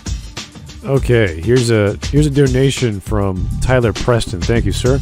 To slightly deviate from Maggie's stupidity for a little humor, SJWs on Twitter are bitching about Lindsay Ellis comparing the movie Raya, and The Last Dragon to Avatar: The Last Airbender, crying about how Avatar was created by two white guys and blah, blah, blah. Really? She's complaining. Lindsay's getting cancelled? Yeah. Is that what I get from this? Couldn't happen to a nicer person. Funny. That is so funny to me. That is so funny. It's like Vicky Rowling all over again. Yeah, I think I say, like, in her video, she's got to be very careful because if she slips up a circle, the ever closing circle that she's in is going to kick her out. Yeah. It's like, what a shocker. Lindsay, the obvious thing, you should know that while the SJWs like Korra, they still do like The Last Airbender. That's what everybody agrees on. That The Last Airbender is good, is great, is fun. Do not besmirch it. Yeah. And I've heard like that is the holy cow of everyone. You can't do this. Just what the fuck? Yeah, guys, go on Twitter and search for Lindsay Ellis. I'm sure you'll have lots of fun. I don't really want. I don't want that. I stay away from Twitter. History, to be honest with you. Lots of attacks. Always fun to hear a person get down a peg for saying stupid shit. But anyway, let's continue. Literally or figuratively. Instead of an oasis, these bodies of water are actually death traps. Breaking Bad and Punishment Park If you play can't with swim- inverted symbolism like this constantly. Instead of life, water becomes a symbol of death. Instead of the protector, a father No. figure places everyone in harm's way. Instead of resolving Wait, violence and what? injustice, the people in power only perpetuate violence and injustice. Yeah, That's random. Yes, science. The culmination of Jesse's arc is that final, beautiful shot of Jesse screaming and crying, speeding down the road, finally free. This is the final shot of Jesse in the series because that freedom is exactly what Walter denies him throughout the series. Walt belittles gave it to manipulates him. Jesse to keep Jesse under his control. You actually this stupid. Every time Jesse tries to assert his own power or independence, Walt sabotages his chances He is an and then places idiot. Yeah, but that is no. Walter needs Jesse. He doesn't do this to control Jesse outright. He needs Jesse to do his job. And also, Jesse's deep down, a moron most of the time. Yeah. Walter does feel some sort of fatherly responsibility towards Jesse. He's Something not a that total monster. He's still a dad. Yeah, and he has problems connecting with his own son, and Jesse is someone he shares something with, and that is chemistry. Mm.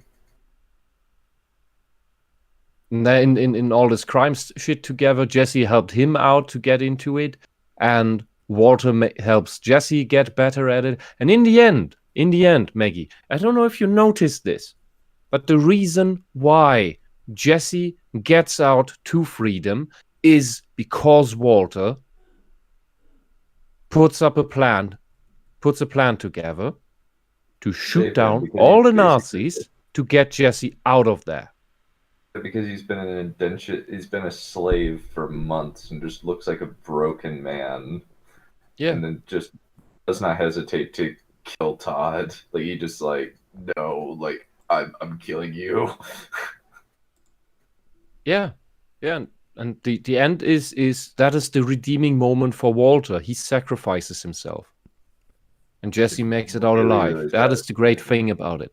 That after all of this, Walter does the one right thing. And the nightmare ends. All right, here's Joe Crazy. It's always entertaining to see the progressives eat their own. I can never tell, honestly. Every time they slam someone, I'm like, who is this person? Who is this new guy? What did they do to him? Sometimes if the people they slam have high enough standing and are useful enough to the greater thing, I don't want to say the greater good, but that's what they think. The greater thing, it can end in just a kind of a wrist slap, and then they're reined back in again. They do their prostrations and what's that? Rosenkranzbeten, rose beads. They give their prayers, and that's that. As we've seen with ContraPoints, who was quickly reined in after wondering about, there seem to be differences between my type of trans and these new young people who claim to be, who say they're trans. And instantly got all the fire. And now it's all, everybody is trans, everything is fine, no questions asked, everything is wonderful. So a moment of doubt. That is what that was. And instantly slammed. But since ContraPoints is so very useful to the cause, isn't entirely thrown into the abyss. But keep on doing stuff. Yeah. It solely depends on the usefulness to the cult. Yeah.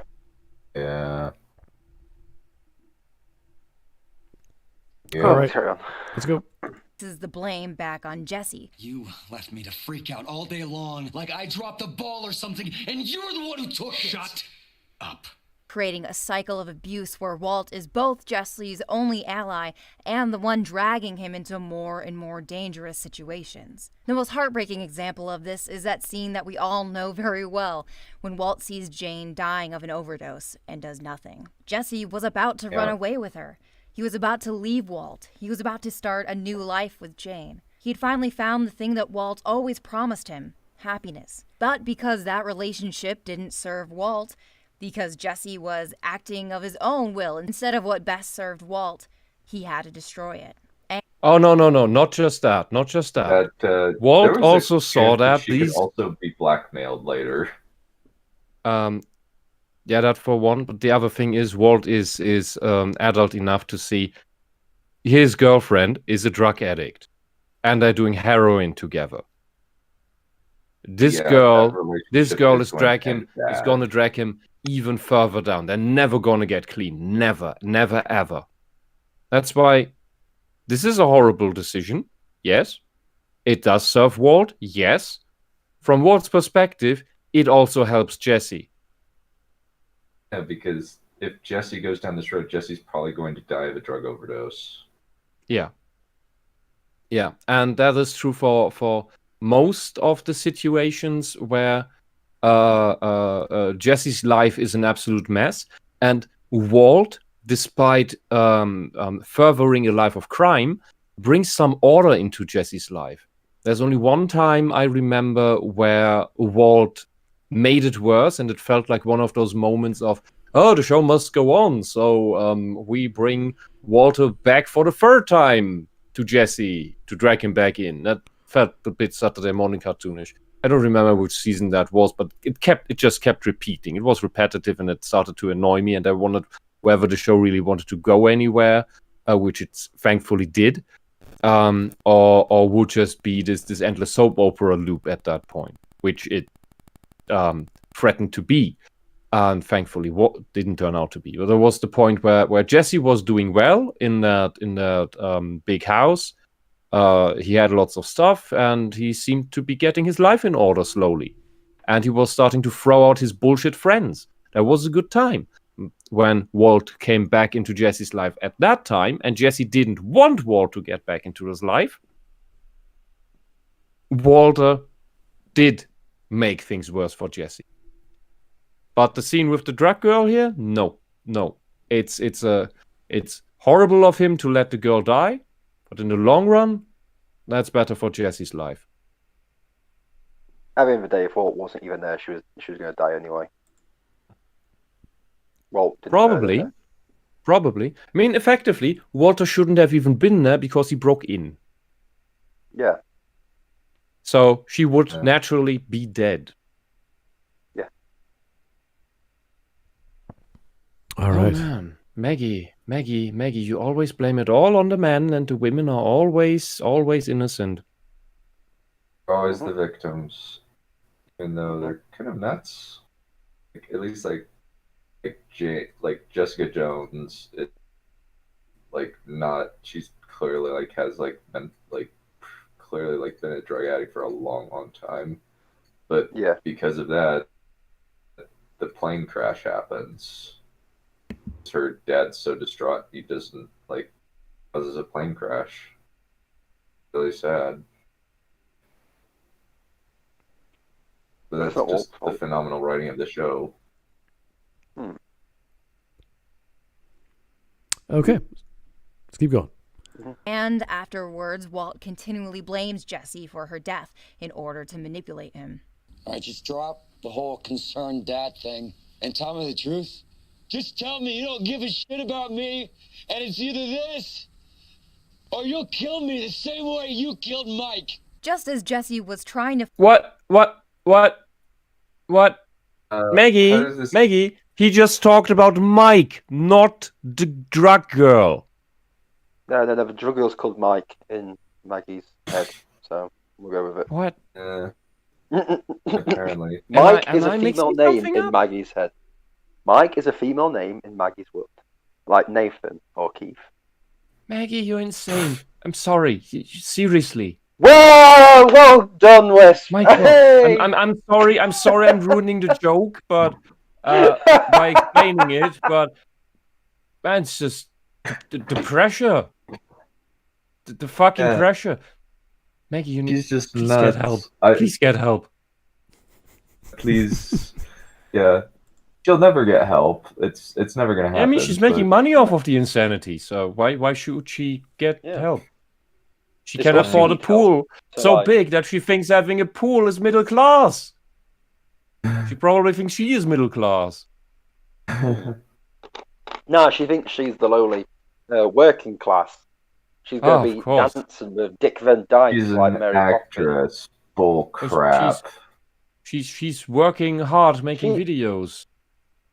She's part of the workers unite to rise up against the rich elite. Which you just so happen to be actually part of. Oh yeah, that reminds me. I saw a wonderful meme today that again proves that the left can't meme at all. This was made by, I don't know if the account still loads, by the Trades Union Congress, which is a workers' union, I think, and they decided to show themselves as this is the bad, evil, exploitable boss, and look how strong unionized workers are compared to the exploitative boss. And what they used for that is a picture of you see a desert canal, and on the left side you see a little truck that is shoving away earth, and on the right side you see this giant boat, this giant ship, this cargo ship that is stuck in the side of the canal, and which is the unionized workers, and the little truck is the exploitative boss. What this picture is, what this picture really is I don't know if you've heard about it, but there is something going on in the Suez Canal where a cargo ship got stuck, and now the whole boat traffic, the whole cargo ship traffic, is on a big traffic jam because of this fucking stupid boat being stuck in the fucking canal, and this little truck there that is trying to shove away the earth, and so to help free the big cargo ship. So if you take that into context, that means that the unionized workers' cargo ship is too retarded to stay in the fucking waters and do its fucking work. And the exploitative boss is the little tiny truck that tries to fix the mistakes of the unionized workers' idiot giant cargo ship by digging it free. Yeah. They haven't really thought about. They just saw, oh look, strength against the little thing. Haha. No, dude, context. All right. Yeah. Fun. Trying to find a way out from Underworld's control, the activists in Punishment Park are searching for an alternative to a traditionally violent and racist American society. I am not immoral, Mrs. Juergens. You want to know what's immoral? War is immoral. Poverty is War's not immoral. Poverty? Poverty's not immoral. Poverty is not immoral. You're born into poverty. Like what are you talking about? You're born to nothing, so it's a natural state of all things. You're born. Mr. Communist, what are tankies? Please explain to me what are tankies. Furthermore, why do the people in every communist nation always go absolutely poor? To the point of starvation, where they have to consider cannibalism in order to survive. I don't think communists should complain about poverty. How can you say war is immoral when you could easily fight a war against something that is absolutely abhorrent, like the Nazis. So that just tells me that every defensive war is moral and just. Yeah. Also, no offense, you communists and feminists and leftists, you don't have morals. You don't know what morals are. Yeah, and you wage war constantly. You are expansionist imperialists. You don't call your nations empires, but it's exactly what you're doing. You are acting like empires. And you want to constantly grow until you have world domination. So don't you berate us about war and poverty. Yeah. You are the biggest perpetrators and perpetuators of war and poverty on the fucking planet for the last couple centuries. Yeah, but also half the damn postmodernists and intellectuals and stuff like that we're all right with kiddie fiddling and all that sort of stuff. So don't come to me with what's immoral and everything. Oh, war's immoral. Yeah, but touching kids is perfectly fine. It's very weird. It's very weird when they try and show this moral thing because they've got none. And I think it's because they know what they do is immoral, and they just try and say that everything else is immoral and it just gives them it's all lies. They're simply sanctimonious. They preach one thing and do the exact opposite themselves. Poverty is immoral. I concur with this. But here's the thing: poverty is immoral. Okay, then why are you perfectly fine with conservatives losing their jobs and getting into poverty? Because they're not communists, so they're not humans. Yeah. You become a human by becoming a communist. As long as you're not a communist, you're a subhuman. You're an Untermensch. Sorry, I keep forgetting. Yes. It's so simple. It's so simple. Racism is immoral. Police brutality is immoral. Despite their obvious... Racism is what you perpetuate right now. Because, well, getting rid of racism in the 90s didn't really serve your purpose. Did it? So you needed that shit again to play divide and conquer. And what was the other thing? Police brutality?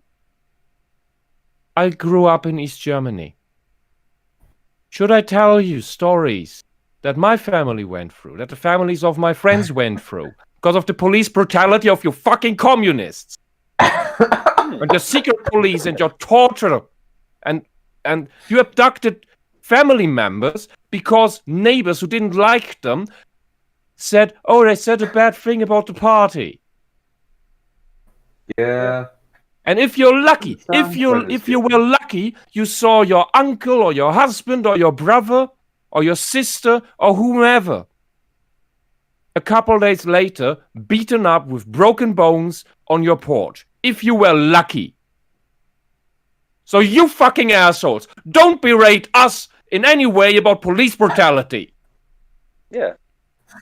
You're the most disgusting monsters and liars on the fucking planet.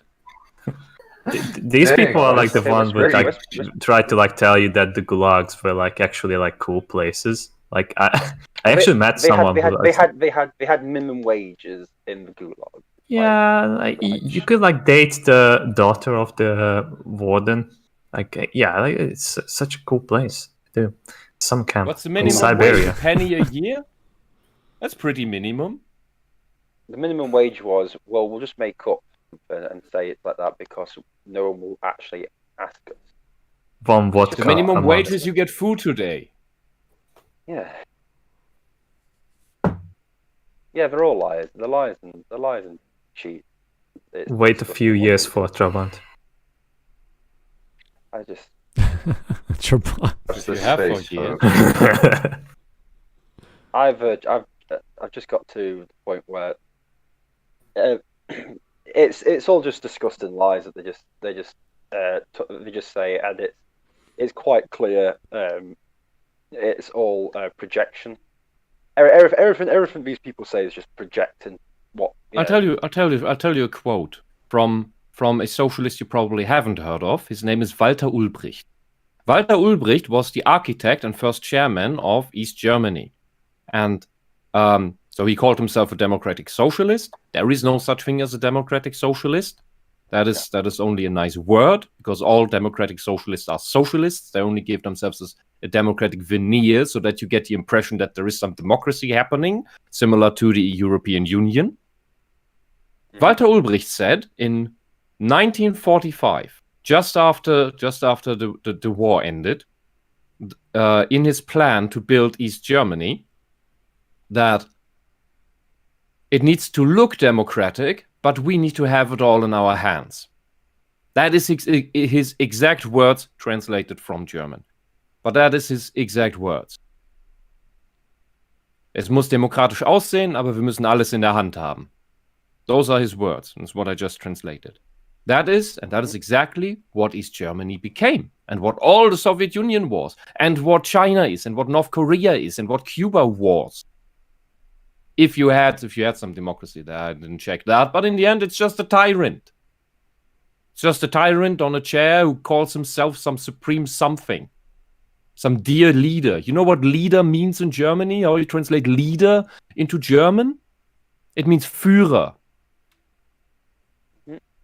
Can also be Anführer or Fremdenführer, like the guide who in Nepal. That's a Fremdenführer, a foreigner guide. But leader, in its essence, means just Führer. So the dear leader is der liebe Führer. You want to tell me socialism or communism is in any way different than from what the Nazis did? We had the pioneers in Germany. In East Germany. The Young Pioneers were the youth organization of the SED, the Socialist Unity Party. And the Young Pioneers, they did a lot of sports, they did a lot of marching, and they had to listen to a lot of ideological speeches. Which is the exact same fucking thing that the Hitler Youth did. And the Bund Deutscher Mädel, which was the Hitler Youth for girls. Especially. Slight details there, but the general thing is it's all the fucking same. My brother was still in the Pioneers. He hated it. But if you didn't go there, well, guess what happened? You know what I did in East Germany to families who weren't system conformist? They took away their children and force adopted them in conformist families. Nobody talks about that. At least not in East Germany. In East Germany, after the fall of the wall, I never once had a history class that was about socialism. Not once. History ended. History classes ended in 1945. And I went to school way into the 2000s. Over 15 years after the fall of the wall, socialism was not once mentioned in East Germany in school. And I didn't go to some we have 3 levels of school. That's depending on the smarts of the kids. I went to the upper one, and there was no mention of fucking socialism. It's like if you would imagine that neo-Nazis would be in charge, and they would all be all the teachers. They wouldn't deny the Holocaust. They would just omit talking about it. And through that omission, the children are not inoculated towards this horrible ideology and when then some activist comes along and says, hey, this is really cool and we want to make the world better and this is the good thing, those who are against us are the bad guys and we are the good guys, the kids don't know any better. And so what I'm saying is socialism, red socialism, was just completely omitted. So much so that the youth has no bloody clue about it. And when then some activist comes along, they'll hop on board. Because Nazis are bad, right? Those are the ones we're pointing at. Well, yeah. Good luck on you. Well, good achievement unlocked. You figured out that Nazis, neo-Nazis are bad. Wow. Wonderful. What an achievement. You're so smart. How about you actually use your brain and figure out that the red socialists are the fucking same. To the bone. Sorry for the rant. Maggie, you're an asshole. I think we can all agree on that. All right, let's keep going, guys. Obvious prejudice. Yeah. The Committee in Punishment Park frames themselves as the source of morality, because they can. When their public defender attempts to cite laws and precedent, his motions are summarily denied. Motion for dismissal at this time. Dismissal on what grounds? First, 4th, 5th, and 14th Amendments. Motion overruled. How the fuck you gonna overrule the Constitution? Defense, keep the defendant silent. When the prisoners do question the methods and motives of the system, these questions are deflected, ignored, or ridiculed. Hold on. That guy's a communist. What does he care about the Constitution? Who's dead that was sitting right here? Do you Well, because right now it's serving its purpose. No question about this girl being a definite communist threat to this nation. You're not allowed to question the system, but the system will question young people who dare to fight against fascism and unjust... Look, Maggie, I just established that you are the fascist here. Communists are fascists, period. Yeah, but also question, what does a communist care about the Constitution?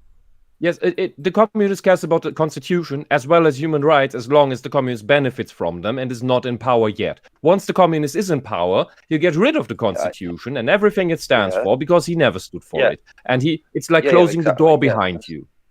And, that's what I mean. And while there's one criticism correct in all of this, one, and only one, but Maggie isn't making it. And she never will, because then she would have to admit that she's on the wrong side here in the first place. The one right criticism here is that while we have to fight this threat, because otherwise it will consume us and it will destroy us and it will cost billions of lives, we cannot stoop to the same level as them. This is why it's hard to be the good guys, because we have to abide by the fucking rules. While these evil cunts, they don't abide by the rules and they never will. This is why it's hard to play the good character in any story. You're playing hard mode. When you're the good guy, you're playing hard mode because you can't do all the fucking cheating shit that all the bad guys are doing. That's why it's so difficult to fight these fuckers. I shouldn't laugh. Did I break you? No, I just listen to like, yeah, this is true. Yeah. I sat for 5 years of city council, not on an actual seat. Yeah, he is pretty enjoyable to listen to. But fucking hell, it was the fucking same. All the parties. It's a complete reflection of what's up on federal level and the EU level. It's a pathetic circus. Yeah. No, the left are constantly putting up phantoms of evil and straw men that you can put up on Burning Man and they wouldn't and they would still be too big. Oh yeah, listen. I worked the fucking same for 5 years, and it is. If you want to see a den, of scum and villainy, just work in government for any period of time, and you'll start to realize. No, seriously, and you'll just start to realize what the. And that's not saying. That's not saying the conservatives are any better. Their corruption is just a different one, and in different fields they just have different specialized corruption. Government. Yeah, I've worked under a Labour and Conservative government in the UK. It's exactly the same. Everyone's stabbing each other in the back. Everyone's fucking each other and like having affairs with each other and like backstabbing and betraying each other. And every single person who works there hates the public. Like they think they think members of the public are like subhuman, like stupid monkeys that like should be like kissing where their feet tread. It's disgusting and horrible. But people keep telling me that these are the sort of people we should be having running everything. But hey ho. Yeah, it's that everybody accepts the fact that politicians are corrupt. But they never accept it in their own tribe. But not in my group. Not in my group. Yeah, but not just politicians. I'm talking about in every layer of it. It's just I know. You just sitting to the point. I know the fucking secretaries of the parties are corrupt. The fucking permanent employees are corrupt. The bloody bin men are corrupt. The whole lot of it's all corrupt. They're all fucking every level of anything. I mean, in the work is corrupt. In some workers, you sometimes find a few good people, but among the politicians, you can bloody forget that. You know why the existence of a good politician with a spine who speaks the truth is a joke? Because that could exist, and sometimes someone tries, but that is the one guy. That is the one guy. All of these corrupt harpies hone in instantly. Like, they all keep bickering and bitching among each other and infighting. But the moment the one good guy comes into the room, they smell it. And they flail him alive. And that's why you don't have good politicians. Because they're just single, rare, unique little unicorns that no one is backing up. because you couldn't spot a good politician if he bit you in the ass. Yeah. And then he's just completely destroyed. That's the natural thing that happens. And then they go back to infighting each other. Yeah. Because that is the actual biggest threat to them. Yeah. They all go back together. They'll unite when they've got a common enemy. Yeah, oh man, I'll tell you something now. If you don't make it into the circle, you're gonna have a life of hell working for any level of government. It's schoolyard shit. It really is schoolyard shit. Absolutely pathetic. Our countries are run by 16-year-olds. Yeah. Mentally. Yeah. And whether they're 50, 60, 70, doesn't matter. Mentally, they're all 60. Yeah. And I'm talking about people who've had 30 years plus, been working there. And you'd think that you were a substitute teacher at a new school or something. And it's a rowdy class of like horny teenage girls. And it's like a office full of like middle-aged women, and they're just bitching about and stabbing people in the back, and it's just like, wow. Yep. Wow. Holy shit. Yeah. But then people say, "What do I know about it?" It's all right, don't worry. Anyway, carry on. I've been there. I've seen it. Right. The trenches. We're going off on a real tangent. So sorry. Let's keep going with. But then again, it's Maggie. What? In this case, I blame Maggie. Yeah, I blame Maggie. I take no responsibility for my rants today. Just war, or a racist political power structure. The system claims to be on the side of what's good and proper, to be on the side of civilization. But the same system exercises the most brutal, violent, unjust methods imaginable. Much like communism. How Walt always claims that what he does is for Jesse's own good. But towards the end of the show, Walt doesn't even hesitate to have Jesse killed. Good to go? Like communism. At one point, the punishment... I don't remember the exact scene. Because there are a lot of these high-stakes scenes where Walter is gambling really high, like almost like Xanatos Gambit.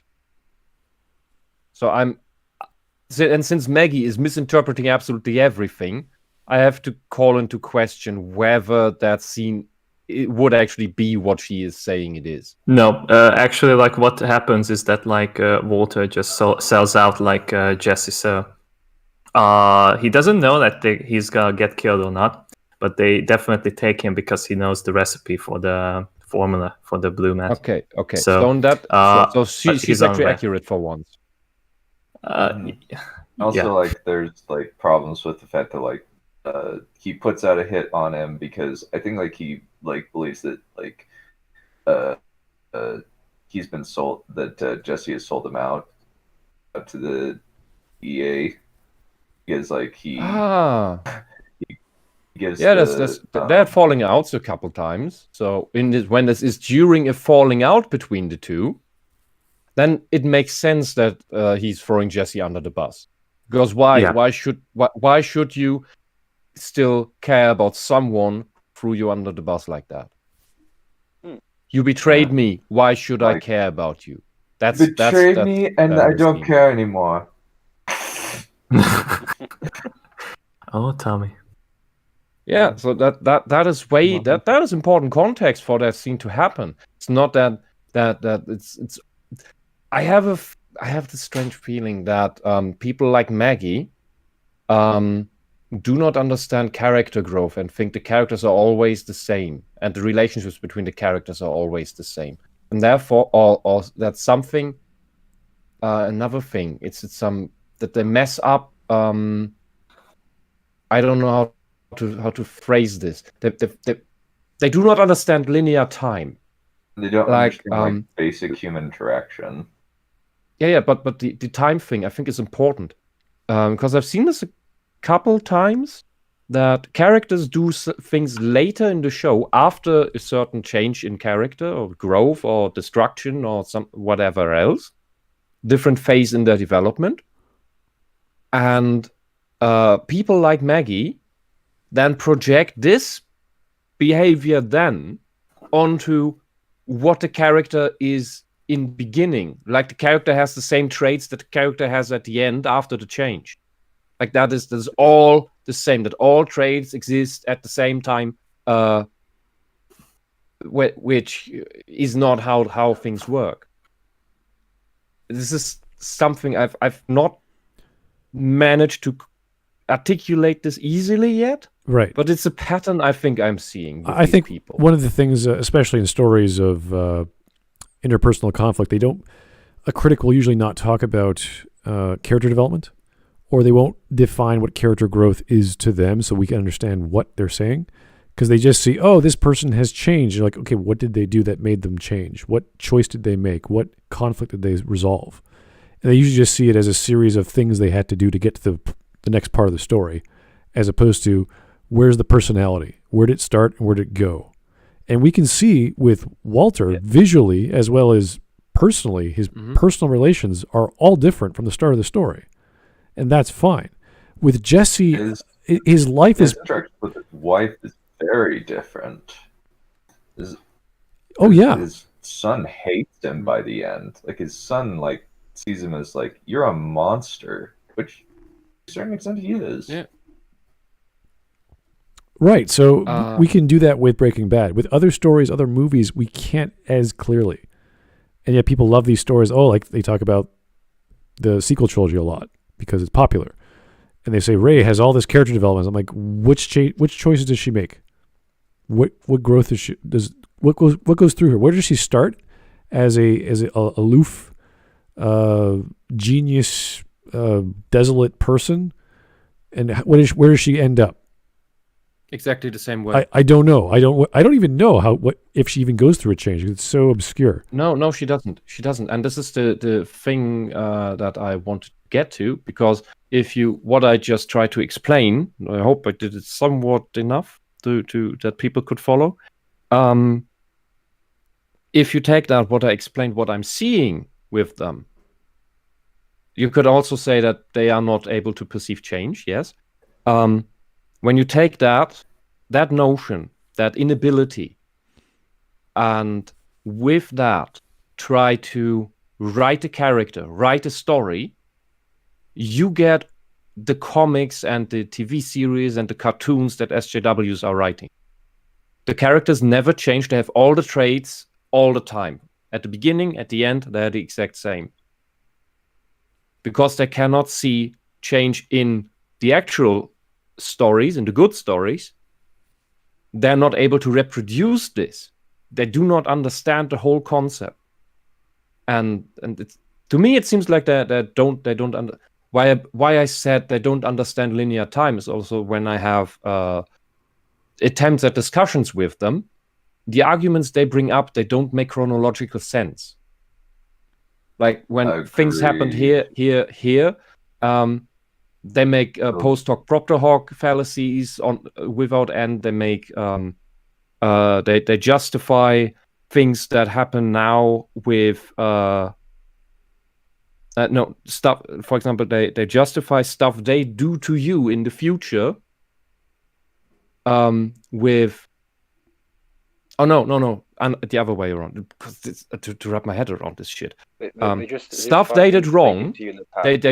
They justify stuff they did wrong with something you do in consequence of that to them, for example. Because you retaliate against them in the future, they're justified to hurt, bully, pester, rape you, or murder you.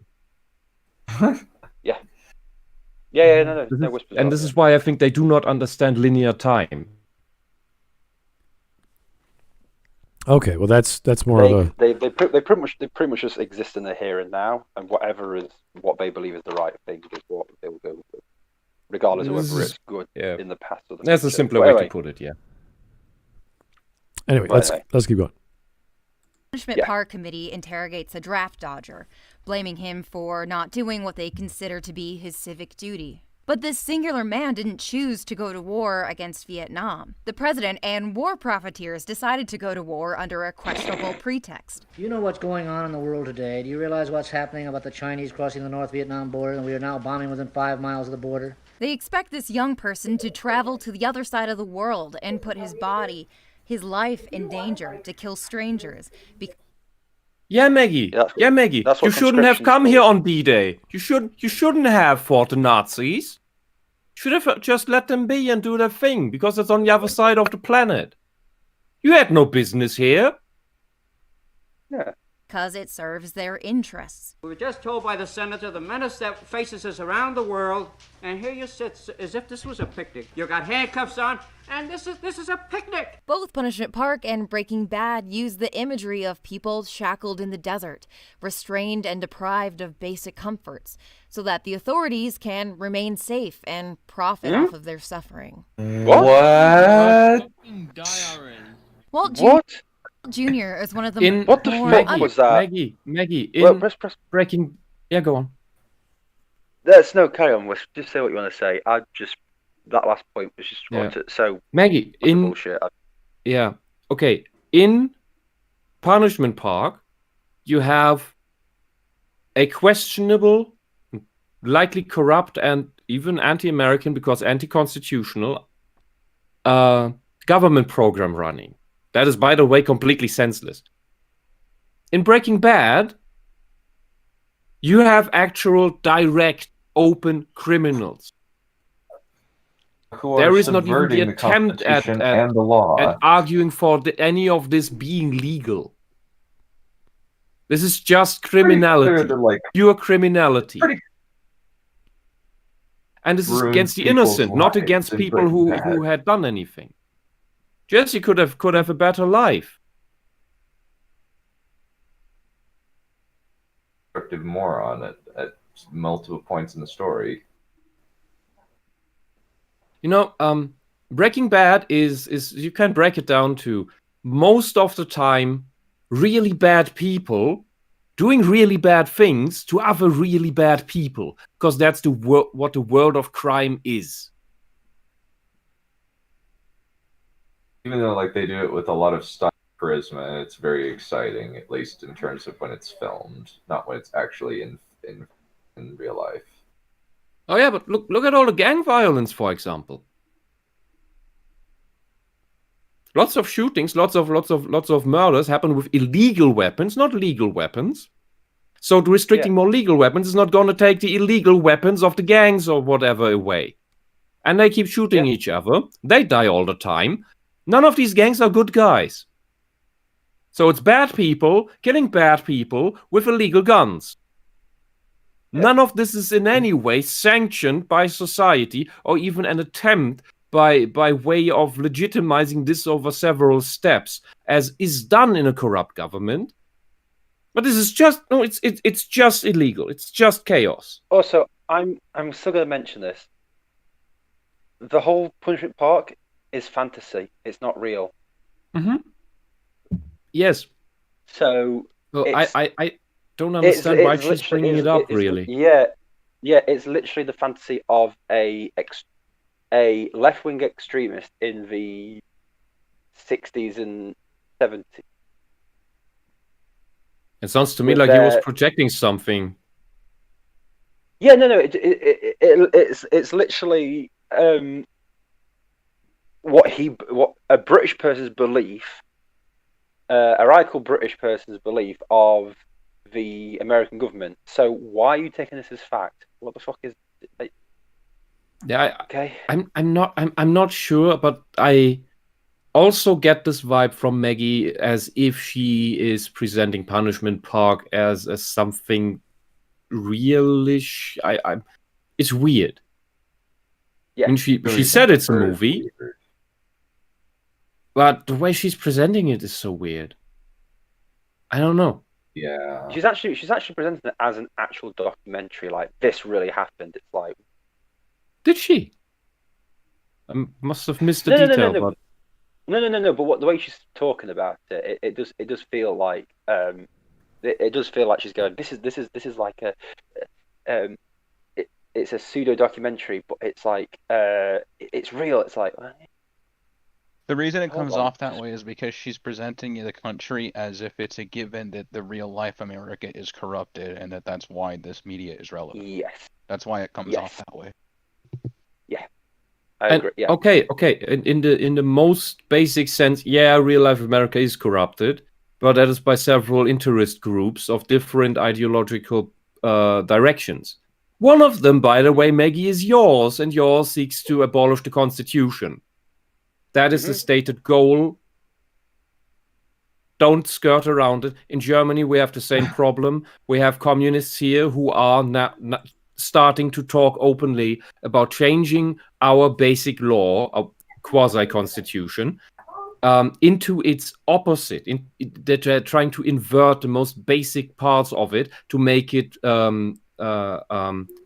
compatible with critical race theory. Because our first two of even 3 paragraphs of our basic law are the antithesis to critical race theory. And those are, you know why they are the way they are?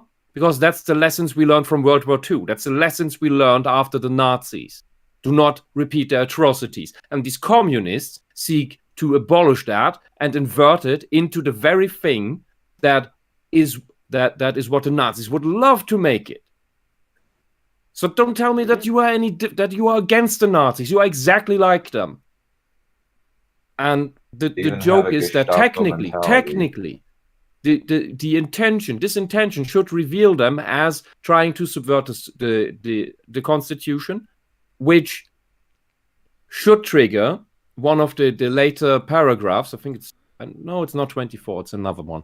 That is the only thing. The one and only thing that strips you of the basic rights and protections of our Constitution. That is, if you actively try to undermine the Constitution while doing it under its protection. So when you use the protections of the Constitution to undermine it, that is the one thing.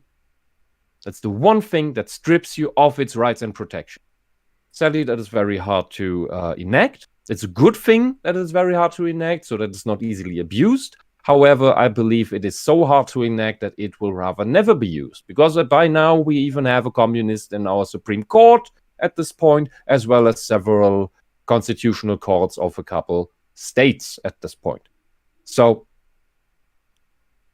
this is going to be a really hard battle, if it's even possible to be fought. But for that to be possible, people need to get their asses up and stop hoping that someone else is going to do it. Already be so cowardly that, maybe it passes me by. I'm just worried about my family and my kids. Yeah, don't worry. You won't need to be once they're on power. They will take care of your kids.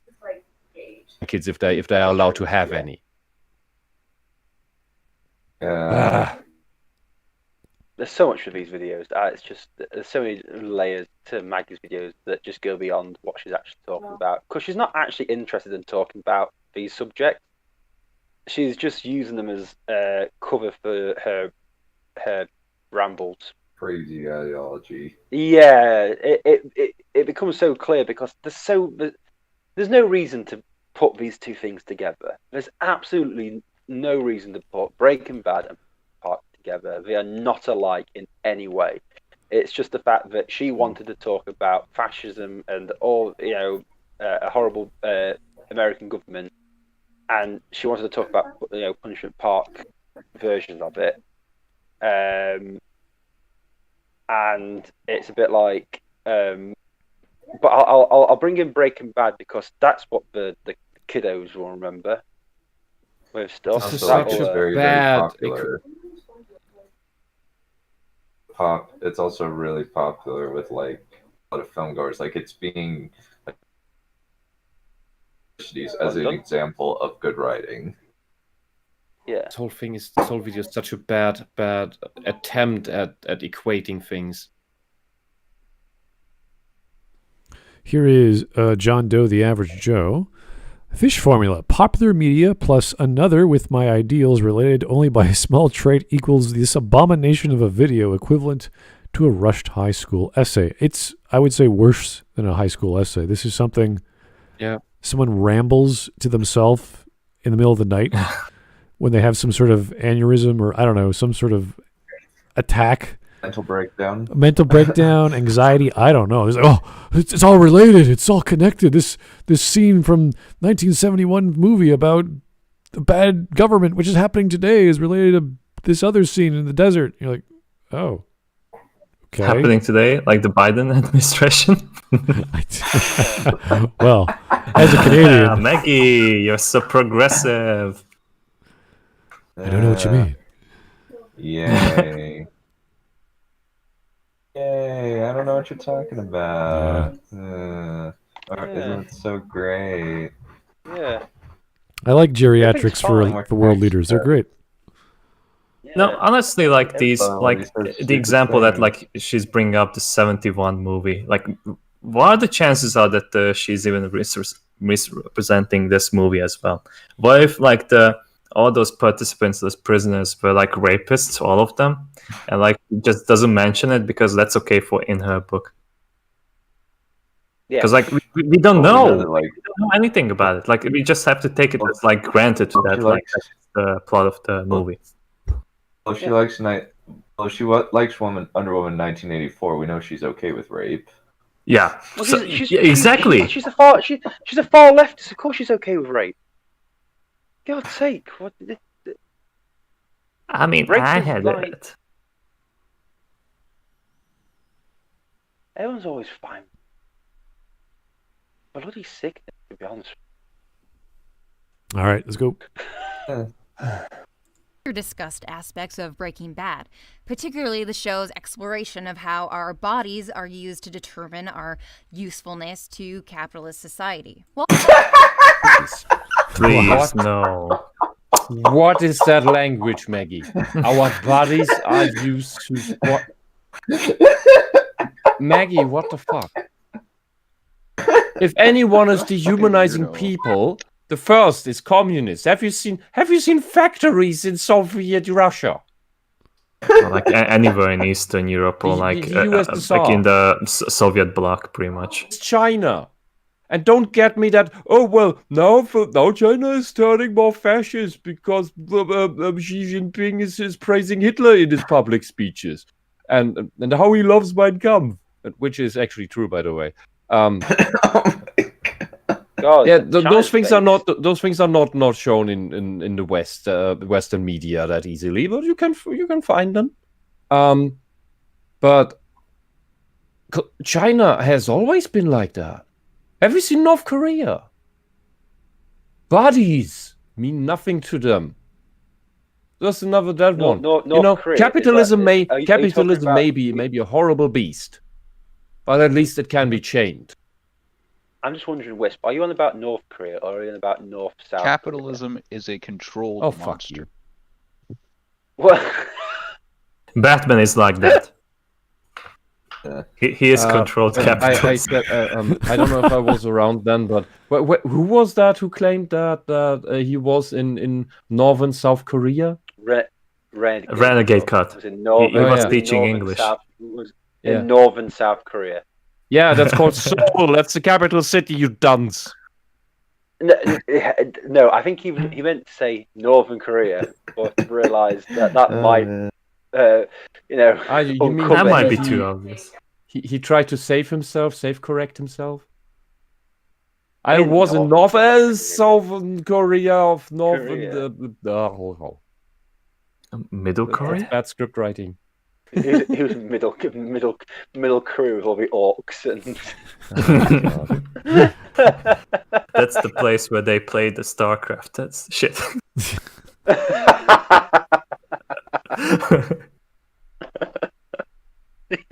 Oh yeah. By the way, Batman is a good capitalist. By the way. Oh, by the way, I'll say something. Just Tony Stark is a good capitalist. On the Smudcast discussion. I love hearing Wisp go off on communists. It's like, yeah, we all do. It's great. I can sit back, relax, hilarious. Drink me drink, and not have to worry about. Good. Some people are entertained. That's the point, I think. Also, it's actually somebody who like not even knows theoretically. It's like, I actually lived through this crap. Shut up. Yeah, great. Well, I'm glad I didn't have to live through too much of it. But don't believe that it was just over just because the wall fell. That's not the case. Yeah, no.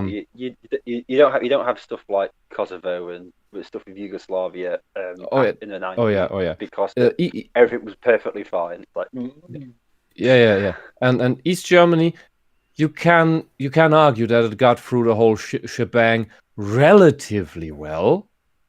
Relatively. That doesn't make it good. Far from Also, it. We had all the shit, and I know the stories from my family. I know a couple of other people in later on when we started to talk a bit. But yeah, it's just shared. It's just Maggie and you other social justice warriors. That's our shared history.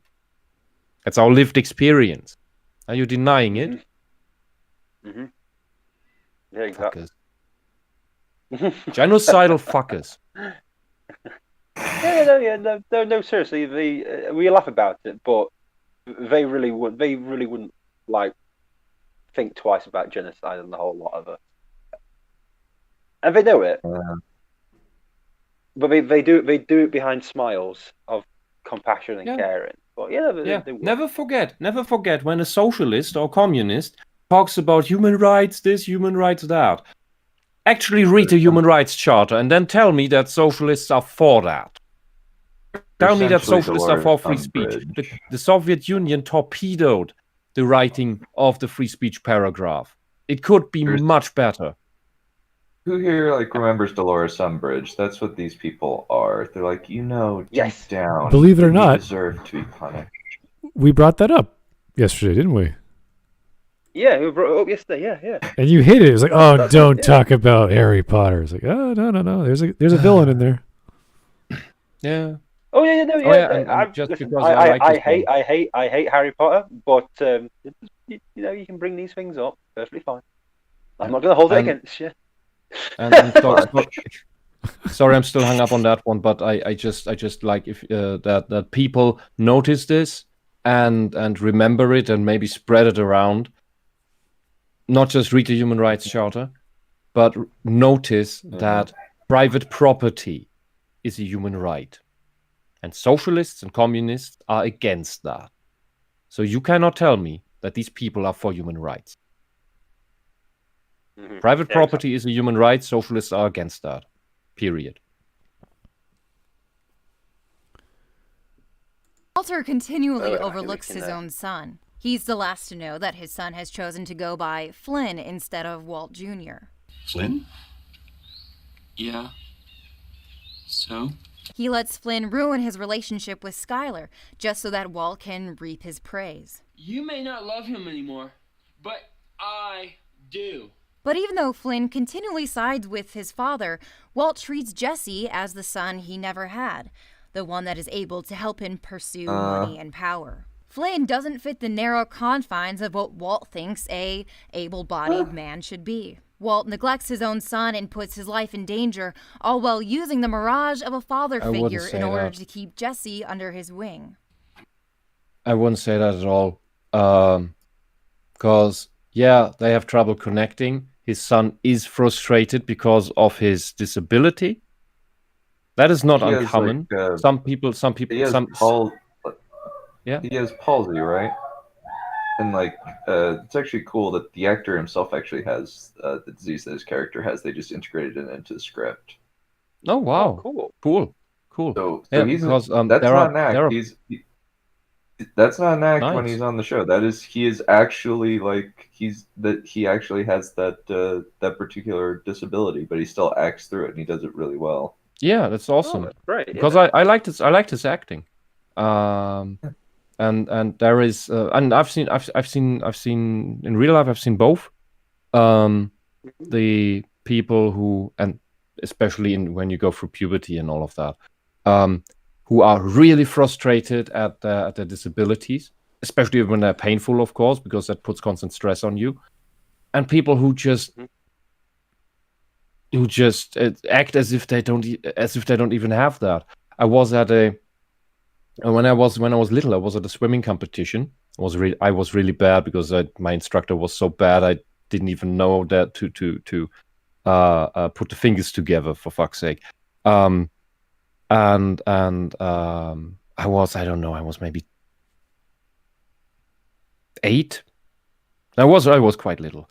And then in the big swimming hall, Well, the bigger kids and probably 16, that one guy, walked past, and he was having fun talking with his buddies, and that guy only had half his right arm, like it just ended in the stump of his bone, and it was really thin. Well, he was partaking in a swimming competition, 8 wide. It was amazing. And he didn't look like he was frustrated in any way. So you can have both these types. I mean, a friend of mine has a spastic, and he's been running a tea shop for most part of his life. I think he's in his late 50s now. And he's been so he's really walking in pain all the time on crutches and all. And sometimes it's worse, sometimes it's better. He's driving his own car. So it's all modified so that he can do everything from the wheel with buttons. And he's been serving in that tea shop for, I don't know, 20, 30 years, paying off the debts of his mother. So not even his own. And yeah, now I think he went into retirement. I'm not sure. Kind of his steam went out once the debt was paid off. That was a really strange coincidence there. But yeah, but he had bad days. He arranged himself with his disability. It's what you have to do, in a way. But there were days he was so pissed at it because he was just in pain all the time. And as he got older, of course, it got a little worse. And he hated the time when he had to, I don't know what you call them in English, rollator, these little carts that old people use instead of crutches. When he had to switch to that, later on, sometimes he need.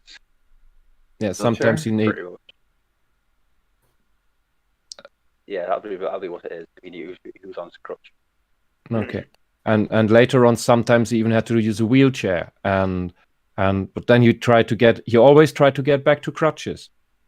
That was pretty cool. I've mad respect for the guy, and yeah, sometimes you're just frustrated and pissed, and sometimes that anger lashes out at others because you're just under constant stress and pain, and that can make a relationship, including with your parents, a bit strenuous at times. That is a sadly natural thing. And the reason, Maggie, never forget, the reason why Walter is doing all of this is because he is dying. He has cancer. So even if he could get the treatment, it would still not mean that he would survive it. So he is trying to make as much money as is humanly possible for him in order to give his family a future where they don't need to worry because he's gone and cannot work for more money for them because he's fucking dead. That's why he's working his ass off right now and doing the worst of the worst, getting deeper and deeper, Breaking Bad, the title of the show, in order to do that. Because he loves his family, despite the troubles, despite Skylar being shit to him. He still loves his family, as estranged as the situation is. Because that's what he's getting the money for. He's never dreaming about life and luxury for himself or any of that nonsense. I mean, is he? Does anyone remember a scene where he's indulging in his own money? Only with the car. And that's when, like, he's with Walt Jr. and he's having a good moment with him, as far as I remember.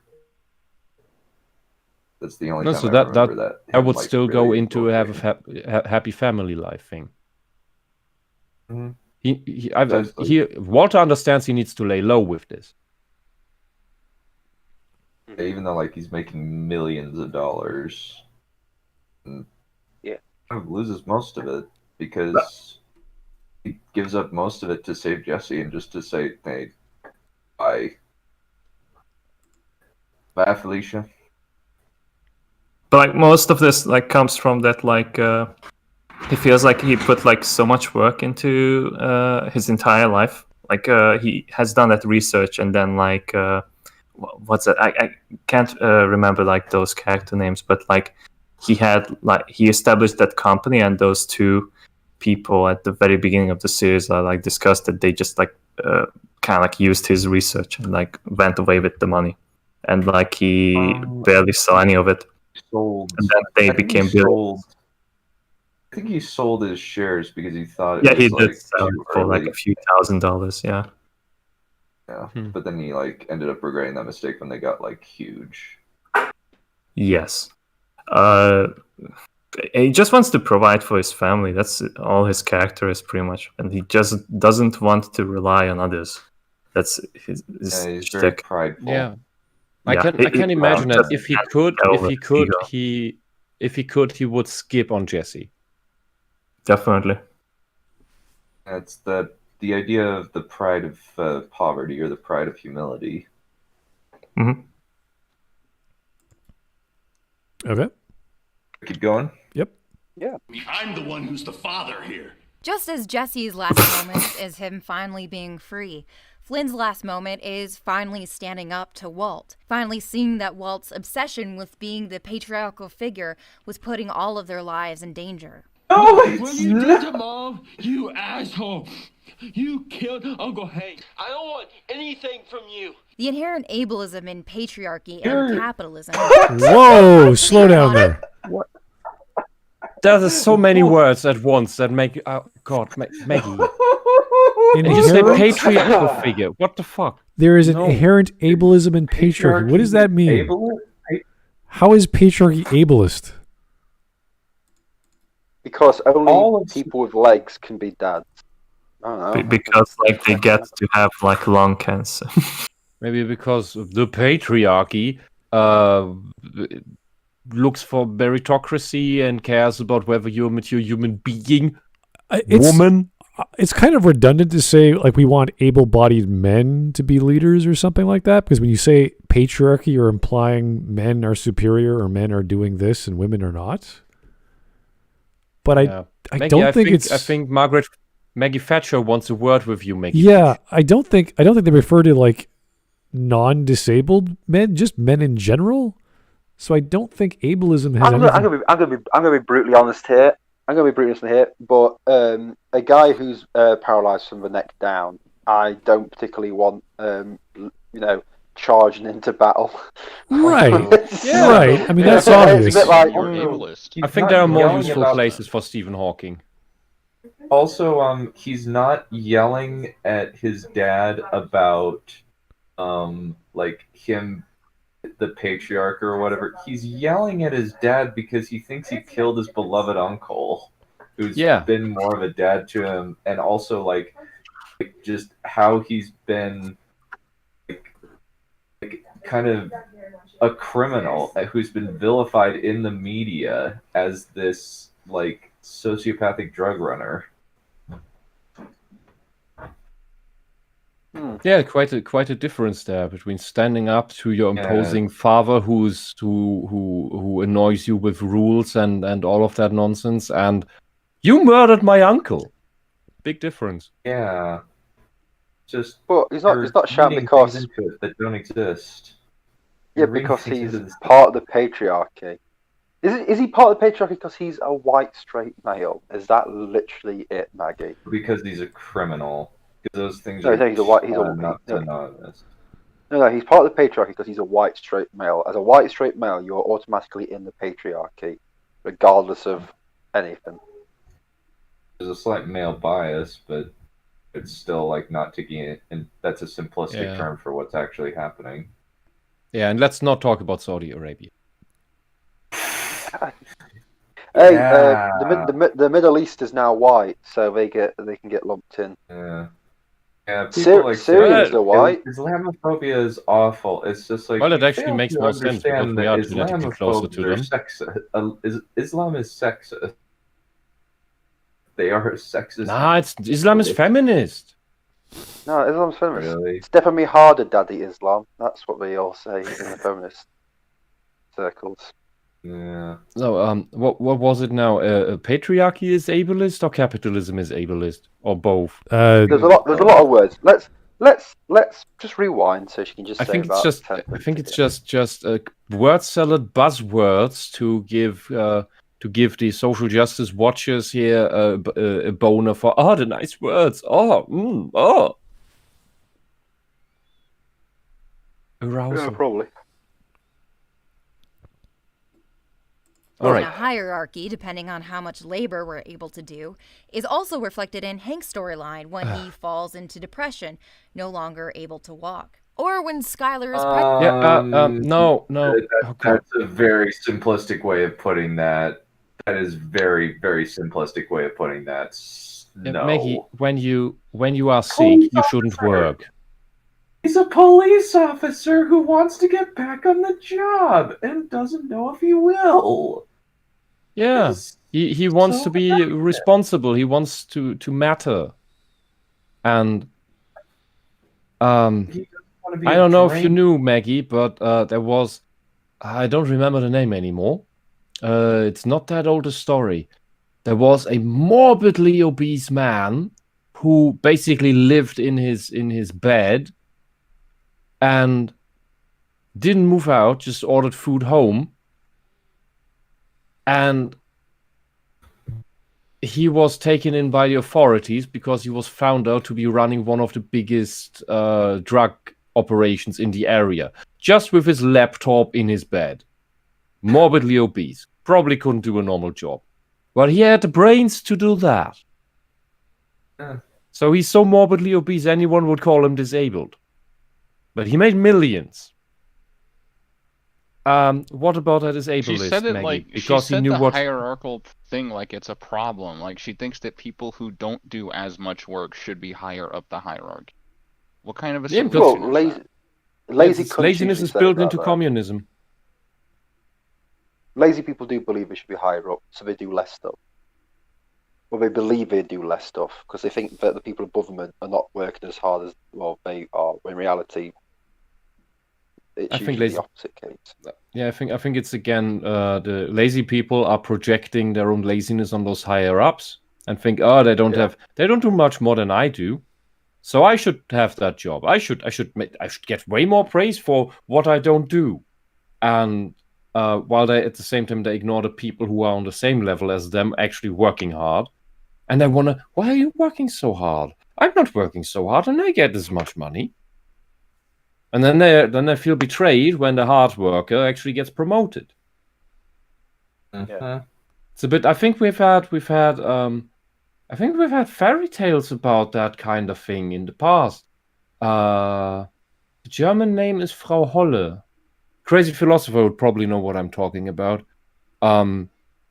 It's about two sisters getting into. No. Snow White and Rose Red. Snow White and Rose Red. No, that's Schneeweißchen and Rosenrot. That's another thing. That's with the little gnome who they hack off the beard with the axe. No, Frau Holle is the one with that one. Yeah.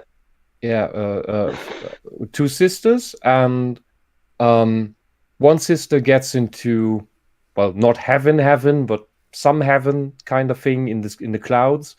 And there's a nice old granny living there, and she gets around, and there's an apple tree calling out to her. Oh, please shake me! Oh, I need my apples are ripe, and she goes over and helps the tree, and then she comes across an oven and says, "Oh, the bread is done. Please get it out, or it's going all dark.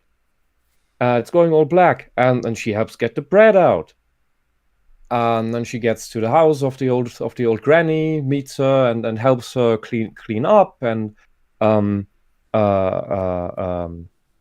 shake out the bed sheets, which I think in the story is how Snow comes to be. It's Mrs. Holle, the old granny, shaking out her bed clothes, and that's where the snow comes from. It's kind of cute child story. And then when she leaves, when the girl leaves again after she helped so nicely, when she goes through the gate, she gets showered in gold, and then all her dress is gold and everything, and she gets down again.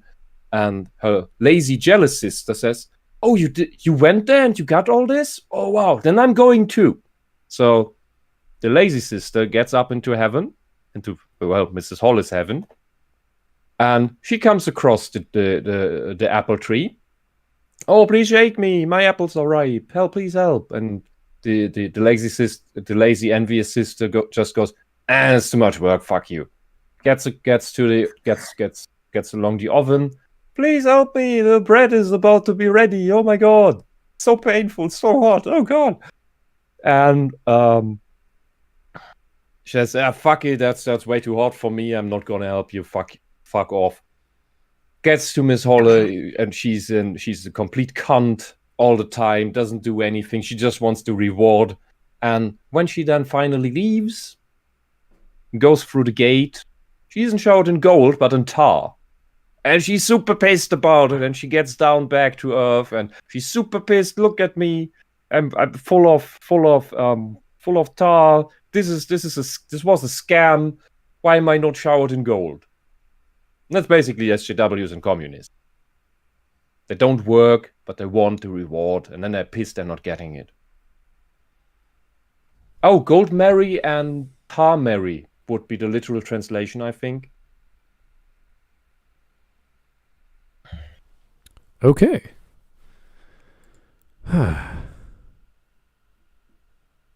Pregnant, and Walt uses her body as an excuse to make even more dangerous decisions, while telling himself that he is acting out of concern for their daughter.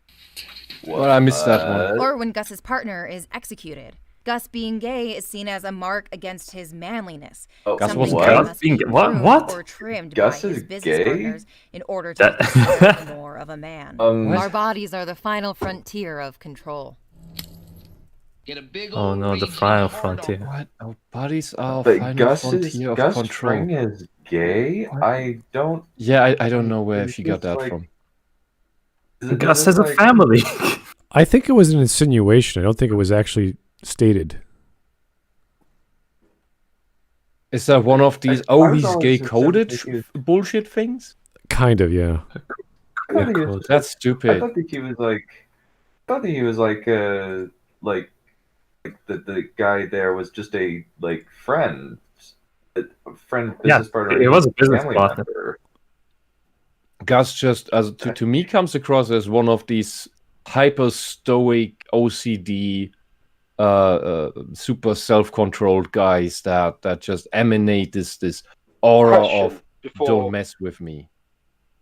Does Maggie think business partner also means gay sexual lover?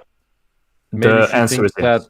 that The word partner means lover in every Uh-huh. concept. So if you have a business partner, I- it's your I gay can- lover I can you also go into imagine business that- with. Yeah, I can also imagine that she thinks No, because stoic. she's done this. She's done this before, though. Where I can't remember which word it was. Where she's thought that a certain word has meant something else, and we've all sat there going, "This is not what it means." This is You you know, keep he's using also- that word. Gus is I also- do not think ink it means what you think it means. Yeah. Yeah, and What word I was think it? that comes can't remember. together But with- it was something like, I think it was partner in like RoboCop. I think it was actually the word partner Yes, in RoboCop yes, where that's she the used one. yes, yeah, because she used the word his partner. Oh, it's because him and the officer were lovers. It's like, wait, what are you on about here? No, partner is in like partner, friend and everything like that. Your colleague. Yeah, so I think she honestly believes the word. Yeah, well, that's wife. So yeah, I think that the guy who got killed was Gus's business partner, but Maggie, being the deranged lunatic she is, believes that the word partner automatically means. I don't know if she's like deranged. And she's the gay everywhere. Let's not stop it. Let's not stop at deranged. Let's go with horny as well. horny and deranged believes that the word partner automatically means lover. Yeah. So that's why I think she's thought that. So that's probably why you lot are all confused. I think it's not just that. It's also that because people, the SJWs, are horribly bigoted and stereotypical and believe in stereotypes like worse than anyone they accuse of being guilty of that. So they mistake Gus's mannerisms and his very, very uptight behavior and movement, as well as him cooking and cleaning meticulously in his own company, as being a gay man. Because if he does that, he acts gay. That's probably what people like Maggie think. Looking after your own home is gay. Remember that, man. Cleanliness and looking after yourself is hella gay. So basically, she's saying that Jordan Peterson is gay just because he says "clean your frickin' room." And what she also says is that the only real man is drunk, fat, 4 and the dude. Apparently Luke Skywalker in TLJ being a good daddy because he lets go of Rey's fate and stopped trying to control her. Yeah, heterosexual men are unwashed Vikings. Could we agree on something, Maggie? Could we agree on something? So when I heard her say this, I was like, This is the case of a pseudo. I'm going to say intellectual because I don't want to put intellectual anywhere near Maggie. It just doesn't suit her. A pseudo idiot. Not even pseudo intellectual. Has literally just doesn't know that words have other meanings, and she only knows partner as meaning lover. So hey ho. Anyway, our bodies are our last bastion against bullshit. What are you all? Maggie, who drugged you? Whatever she's on, she needs a higher dose. She's still saying shit. I don't fucking know. Conscious. Still somewhat conscious. No, it's like one of those things. Like you shoot the dart into Maggie, and she still carries on. And the guy goes, "But this could down a male bull elephant." And it's like, yeah, no, she's still going. Yeah. It's like, but a second dose can kill her. And a bull elephant is a double negative. A bull is already a male elephant. Yeah, I know. I know. I was making the joke, but But it's like, but a second dose could kill her, and I'm like, that. It's a sacrifice we're willing to take. Now, just do it. Just fire. Open fire. This could whatever it takes. Just take her down. Whatever it takes, take this thing down. She's clearly fire everything. More. It's literally the scene from Last Jedi with people shooting tranquilizers into her. She's too dangerous to be left alive. Yeah. Oh dear. Anyway. Catching this piece of shit. Hank's obsession with chasing death is a fascinating contrast to Walt's. What? Chasing death? From his inevitable fate, death from cancer, he's a ticking clock. On the other hand, Hank continually puts himself in deadly situations. At times, you want to grab him by the shoulders. Yeah, like every other cop. Why the hell are you acting like this, Hank? But we know exactly why he's acting. Isn't that the job of a police officer? That's what they sign up for. Yeah. That's what they. He's not chasing death. This soldier keeps going onto battlefields and in danger. Why would he do that? Because he's a fucking soldier. What the fuck are you on about here? It's PTSD after he sees a guy on a tortoise, the guy's head on a tortoise. Dude, if you say someone is chasing death, that means someone is going out into battle, not just expecting to die, but being pretty sure that the next battle will kill him and is secretly hoping that it will. That is not what Hank is. He's not chasing death. Walter maybe is chasing death. Maybe. But Hank isn't. just doing anything with a slight risk is now chasing death. It's like, okay. Like you're just saying random words and you don't know what they mean. Chasing death. This happens when you get rid of dictionaries. This is what happens when you live such a sheltered life. That you in a middle-class swimming back pool. Gardens, middle class, yeah. And you're like, but he's risking his life. Yeah, but that's just normal. But that's not. Well, if you come and visit me in Utah, we can all play tennis. Well, on your middle-class swimming pool. When my tyrannical government allows me to leave my country so I can go on holiday, I'll come over and play tennis with you. You could build 2 more houses on their tennis court. Yeah. I bet you Dunn's tennis court is as big as my house.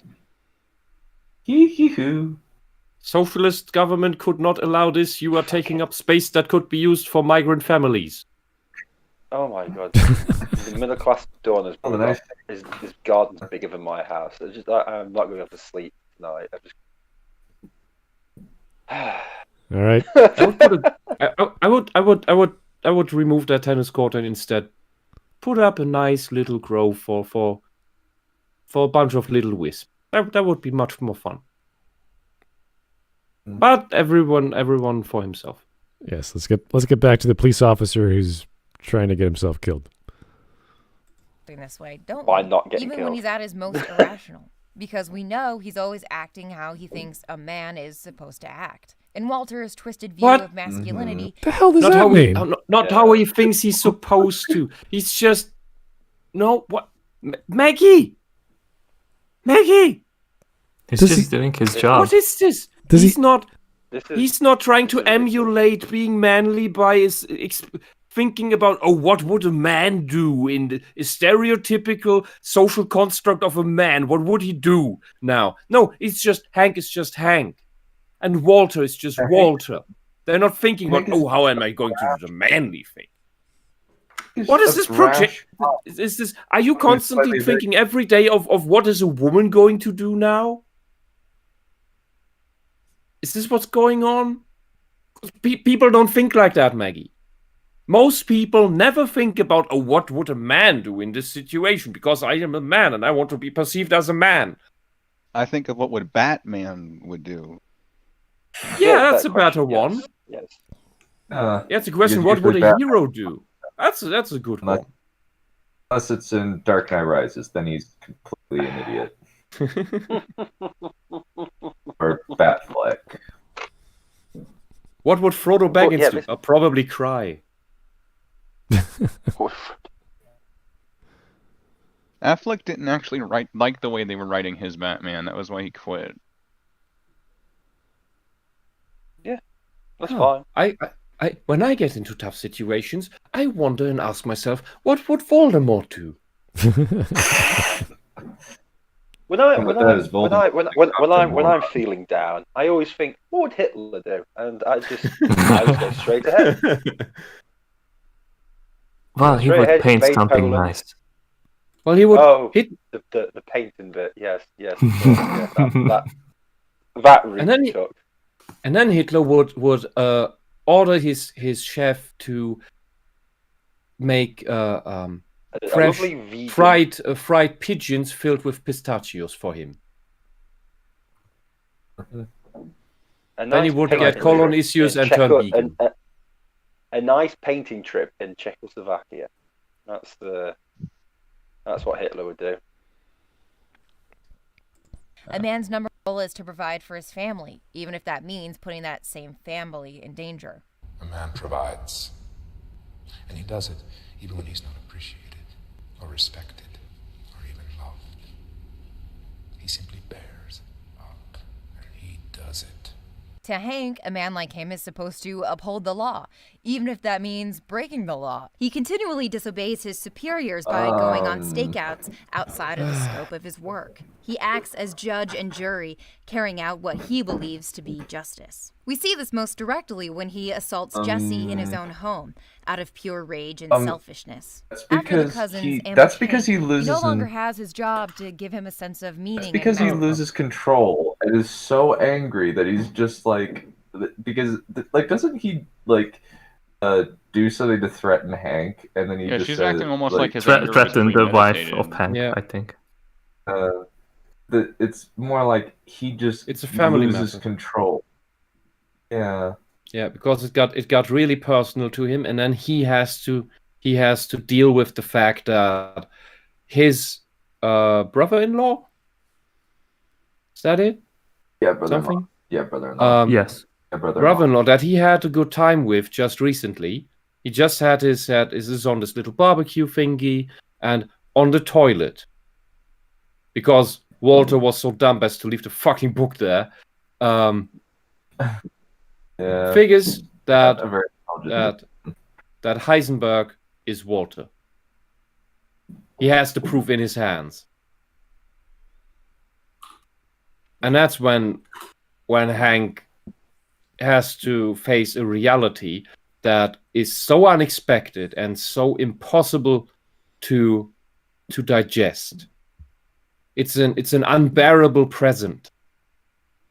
And it renders all the past, everything that happened in the past weeks and months, as lies.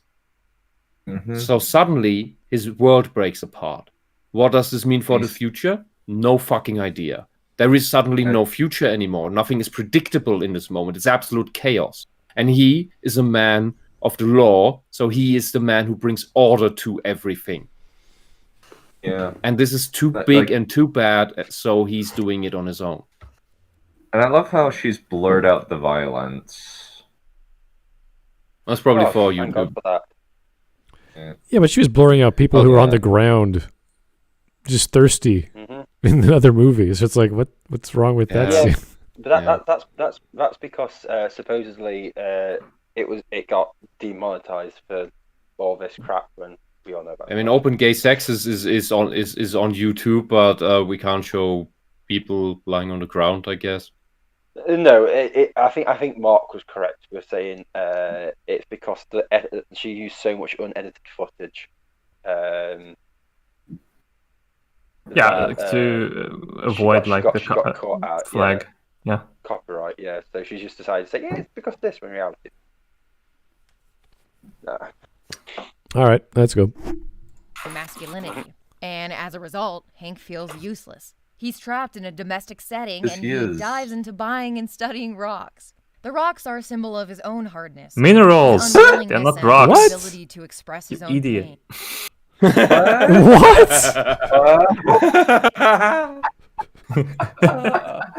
Rocks are a symbol of his own hardness. His inability to change. I love you, Maggie. Never change. Never change. Never complain about my armchair psychology again, okay? I want to hear that This again. is so much. This is so much worse. Holy shit. Really built in like matchsticks, gum, and bubblegum bull crap. Fuck. Thought this wouldn't be that bad. This is amazing. I don't know what I'm watching, but I am entertained. I don't know how I'm entertained, but I am entertained. My brain's like gone. So the same words, and I'm just like, yeah, okay, yeah, sure, whatever. I'm doing other stuff at this point in time, so I'm just like, yeah, okay, whatever you say, Maggie. I'm sure it is. Yeah, sure, okay. Here's the thing: I can overinterpret it. Awesome. Okay. Go on. She said some words, and I'm just like, okay, yeah, So do you understand? No, but I'm frightened that if I say no, you'll do something to me. So. It's better not knowing. Oh dear. Rocks are a symbol of his own hardness, his unwillingness and inability to express his own pain. Hank is immobile, no longer able to venture out into the wild chasing bad guys, so he brings these symbols of the wild into his home, filling his life with them. Whether as a DEA agent or as a bedridden victim of violence, Hank isn't able to find happiness with his partner Marie, or happiness with his extended family, or happiness at all. He's obsessed with pursuing death as a means of doling out righteous punishment. And when What the hell does that... Pursuing death? How does it... Pursuing death as a righteous punishment? Is he the Punisher? Why? What punishment?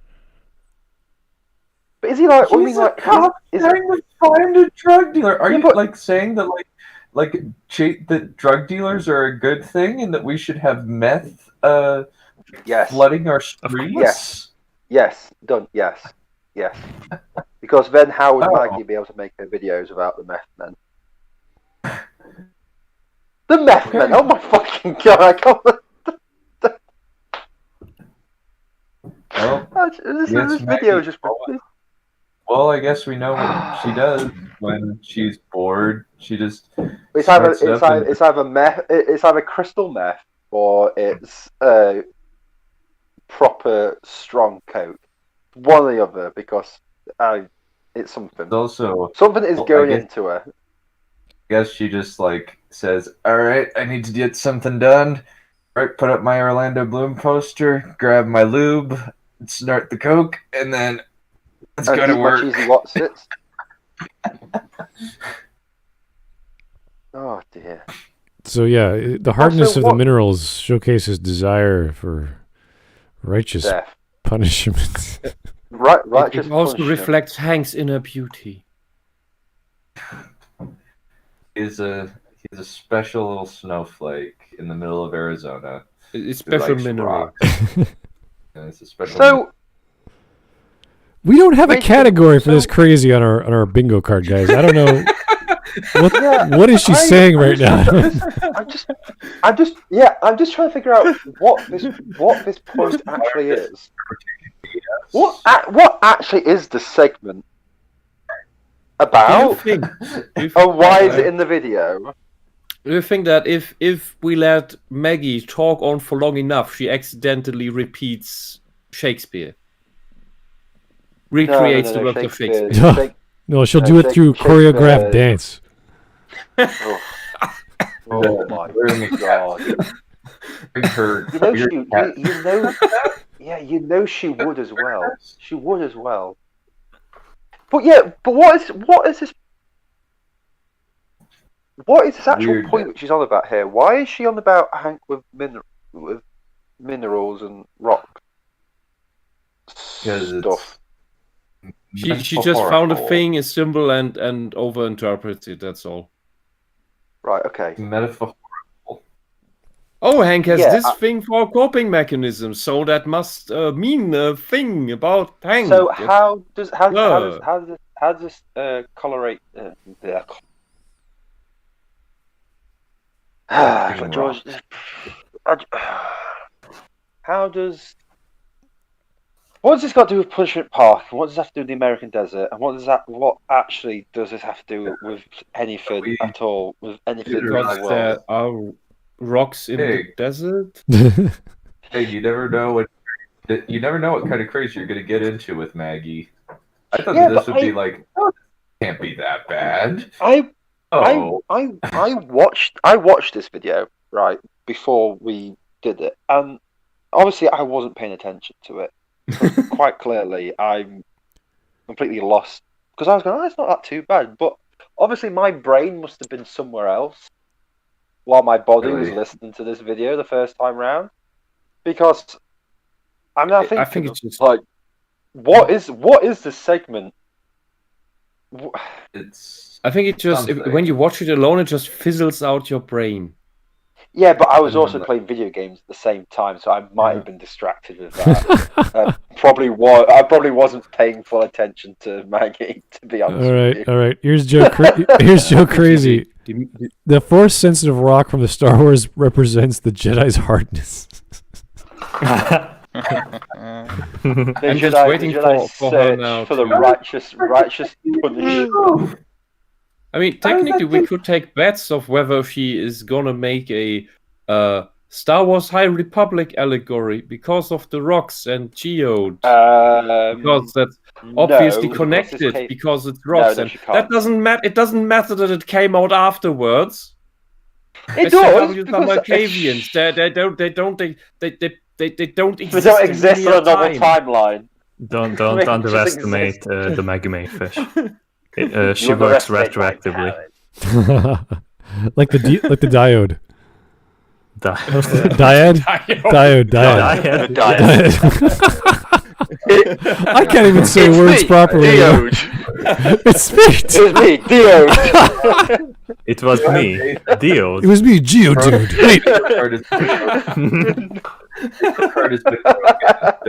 There's a diet. It motivated anger.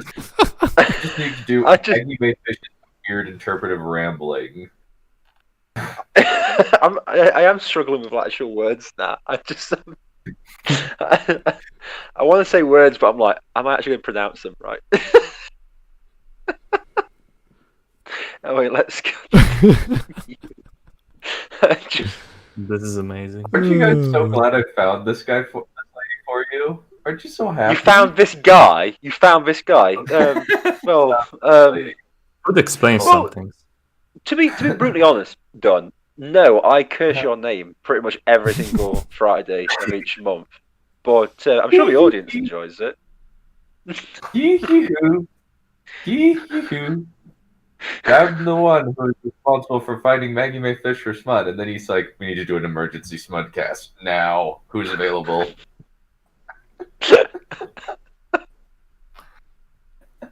Oh, this woman. Get the smut catchers, or we don't have a cast tonight.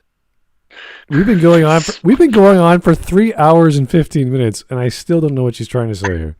We're almost done. I know. We're almost there. She's always going to make a point about something somewhere at some point. I still maybe not in this video. Maybe not in this video, but at some point in time, she will make a point.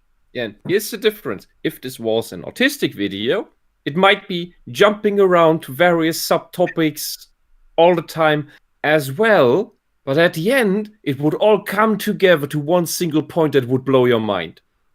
With the scatterbrain, it just fizzles out. Nothing comes together. It just fizzles out into what was this? Yeah, we've got to rock. You can find rocks in deserts, so yeah, we've got to rocks and a bloke in a wheel and a bloke in a wheelchair, because people in wheelchair are just like rocks; they can't move. Apparently, they can. What is the theme of this video? The theme? Suicide, suicidal tendencies. Oh no, what I'm feeling. The system. What's the capitalism? theme? I don't know. I'm hooked on it. Fascism and feminism. There you go. That's the theme of it. Fascism in the desert. Always the case. The American desert is like fascism because it's coarse and rough. And it speaks Italian. It's oppressive. The desert is oppressive. Therefore, it's masculine. Although in German, the desert is female. Whoa. Yes. Yeah. Oh. Let's keep going. He fails that. He becomes obsessed with collecting lifeless objects. He always had trouble relating to other humans, constantly making... Wait a second. Wait. You are so interpreting this. Holy shit. Because he's collecting rocks, which are lifeless objects, therefore he has a death wish.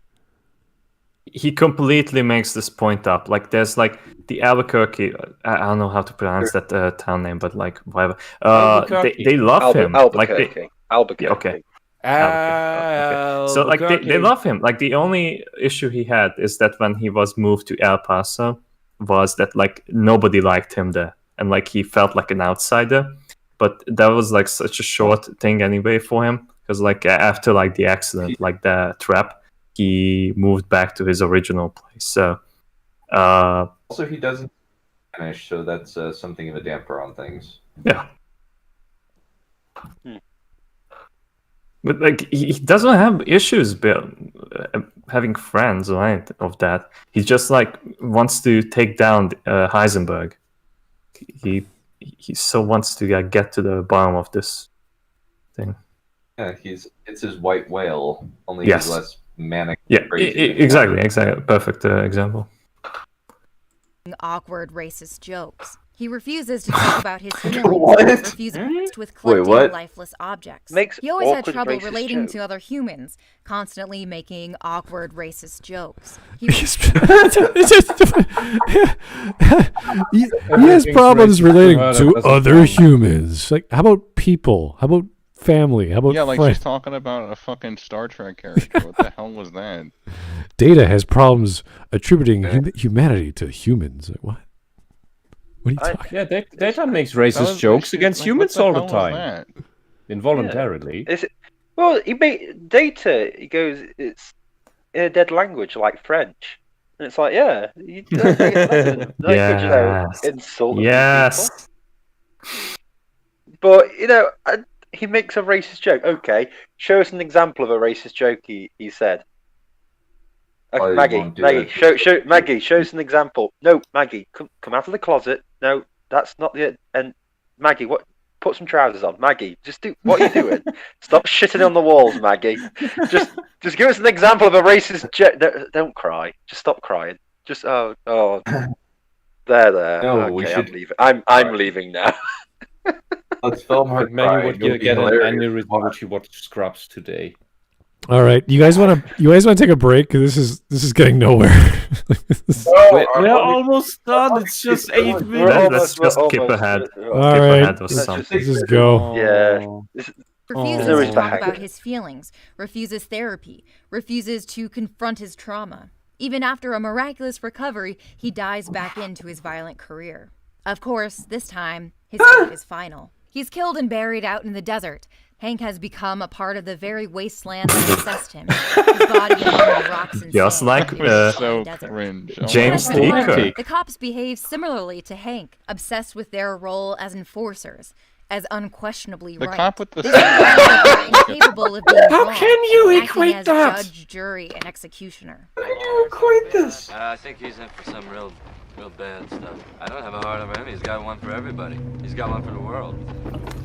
So, that's the way he wants to play. That's the way we'll play. When the prisoners are able to fight back for their freedom and ambush a cop, they use this self-defense as an excuse to escalate their tactics and violence. There's no doubt about it. It's going to cause more antagonism, and I think antagonism is a very mild word on the part of the men in my command toward these individuals. It doesn't matter that the prisoners were fighting back in an unfair, unconstitutional, Yeah, of course it doesn't matter. Are you expecting? Yeah, because it's not real. It's not To real. die in the next 2 or 3 minutes. It doesn't matter. Look, if the rule of the game was when you're caught, you're brought back to prison, then the same thing would be not to resist arrest. If you resist arrest, the cops, of course, have to enact a little more violence than before, because they still need to subdue you. Also, so if you don't want to get hurt while they subdue you and bring you back to prison, don't resist arrest. Also, she's still referring to Punishment Park as an actual documentary. She's still making out that the views of these cops are actually their own views and not what someone's wrote. I'm not so sure about that, but No, I can imagine. She does that. She is doing this right now because the way she's going on about this, it's like these coppers, yeah, they're acting the same, but that's because this is how they've been wrote. Yeah, no, but they're acting because it's not their own fucking things. What are you on about here? Yeah. Also, of course they're gonna act over the top because the guy who's making it is trying to make them as bad as possible. Yeah. Also, that's a lot different to a normal cop doing his job. Yeah, and then technically we have the scenario: these are convicted criminals in the first place. Hank is going out to free-range criminals who are out in the world doing criminal shit, and he's hunting them down, trying to right a wrong that should never have come to pass in the first place. Very different story, completely different context. You cannot equate these two. Hank is doing a technically good thing, but outside the law. Also a different thing. It's where he's going renegade. Vigilantism at this point. He's Tank Man. He's Batman. What would Batman do, essentially? Tank Man. All right, let's go. That they were defending them from an enemy that they knew was trying to kill them from the start. People are just being killed for nothing, hauled off to jail, hauled off to prison. I mean, the feeling is there is no feeling. Have you ever killed them? So not killed then? Yes, I have. What did you feel about that at the time? There was no feeling at all. Where Hank was willing to go Yeah, but outside the that's- scope of his position and disobey his superiors, in Punishment Park, the idea that the law enforcement officers and soldiers will act outside the limits of their assigned roles seemed like a given from the start. They made their choice. What? They made their choice. You're They quite got done prejudiced running. girl, They Maggie. chose to like What? violently overthrow the government. Fine, that's their choice. They're doing what they want to do.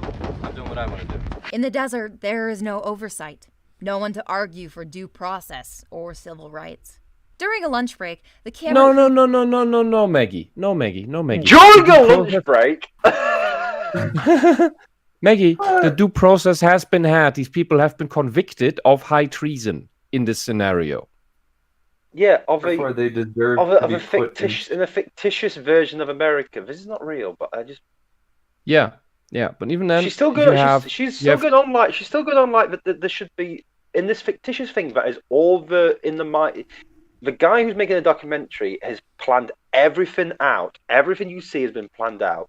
They've been told what to do and what to say. Right. So, of course, there isn't going to be an overarching like arm of the government stopping these people because it's not real. It's technically this is part of the due process. They've decided to this fictional world, everything that they're doing is perfectly fine because in this fictional world, it's part of due process. So you're placing. So it's kind of that problem of they're placing their morals onto something that is not built with their sensibilities, or even is built with their sensibilities, but it's warped because the person writing it is a bit of a hack, from what I can see. Yeah, and I can't mean, believe that question. Maggie... That question there. Have you killed anyone before? And he goes, "Yes, I have." And what did you feel? I felt nothing at all. Yeah, but that's not that guy actually saying. That's a part of a script. It's not. Yeah, and even then, if you watch his body language, he's still lying. Yeah. Yeah, he clearly like not comfortable. Because he could probably because he couldn't even act out this line without blinking and looking down. Where's the that brings in another problem. It just looks like this is poorly acted, poorly shot, poorly everything, because it looks like it was made on like a budget of like $500. Well, it probably was. Yeah. On top of that, I can believe that Maggie believes the line of the black traitor, in this instance, traitor, because that's what the people here are. They're convicted traitors. So that's also again what she forgot, because it came across to me as if she was implying that these are three people who were randomly put into this punishment park. Yeah. Although in the beginning something else was established, and that she blindly believes that what the guy said, that they're just randomly killing people and detaining people, and I don't think that is the case even in this scenario. You haven't established that in this scenario. And you're just blindly believing the criminal convict whose words should be called into question. Of course he's going to say he's innocent. Yeah. Of course he's going to say the people who jailed him, convicted him, are doing this unjustly. That's what all criminals say. Well, let's say 99% of criminals say, I'm unjustly punished. What are you in jail for? I'm actually I am actually innocent. Yeah, it's every prison story. It's that whole victim complex coming in. Yeah. Crew films the members breaking bread with the cops and military. It connects the violence of the Did law she say enforcement baking with their bread? political counterparts, who give them That the isn't bread. justification for their violence. The cops may be the enforcer of this perverted justice, but it's by the whims of the council that they're able to carry it out. Gus is an upstanding member of society and regularly lectures about providing for one's family, about supporting the...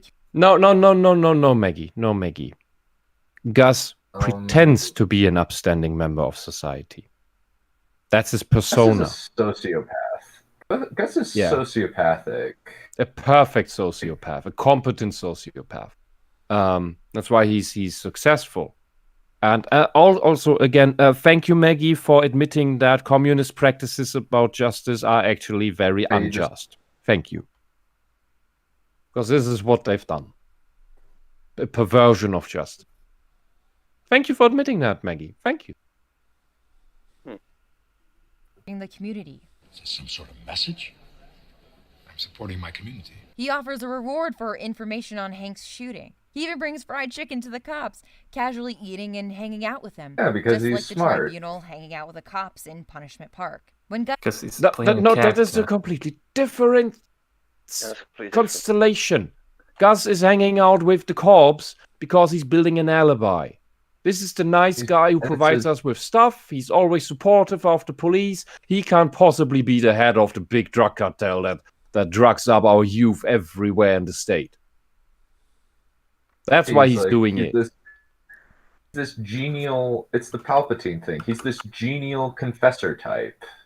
You think, he's like your friendly bartender. Yeah, and in your better written than Palpatine. Yeah, and in your movie reference, the government people happen to be in the same place as the police officers in the desert, in the little camp, because it's a low-budget movie that doesn't have a lot of set pieces.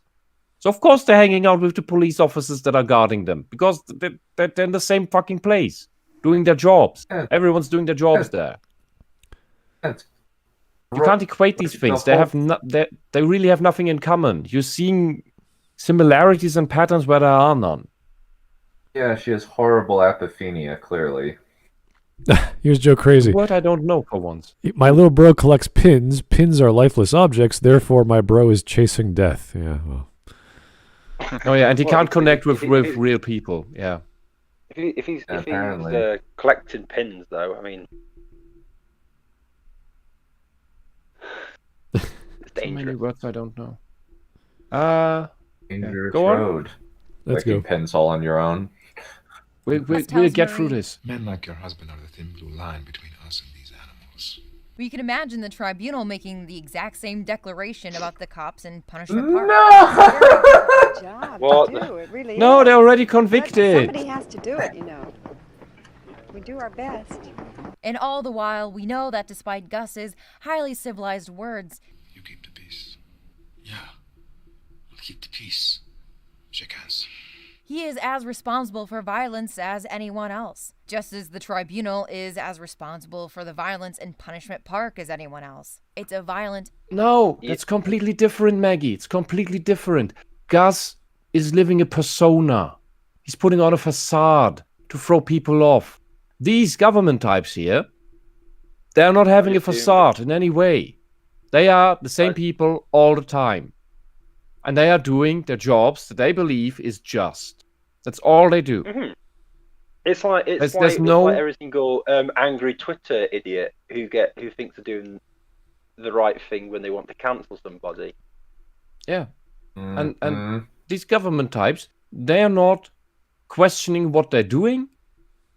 From what we see, from what we can tell here from the clips you show us, they believe in what they do. Yeah, if There's in this nothing- universe, but in this fictional universe, which this documentary guy has made, if the morals of the society is this is perfectly fine, right? Then what these people are doing is moral in that society. Just because you don't think it's moral is a big difference. Yeah, and That's Gus Fring, painfully relevant. in Breaking Bad, we don't actually know what he's working for, what Gus is actually motivation is. And Gus is, he's a sociopath. But he can tell right from wrong, and he knows that his illegal drug operation is something wrong. But he has a goal that he's doing it for. In Better Call Saul, we get a glimpse of what that is. And yeah, that raises questions about Gus. But smart all in all, Gus is you cannot compare him to this committee here at all. And also, Gus is well written. These people kind of seem like they're not. This seems like these are just puppets. These are just hand puppets for the writer. Yeah.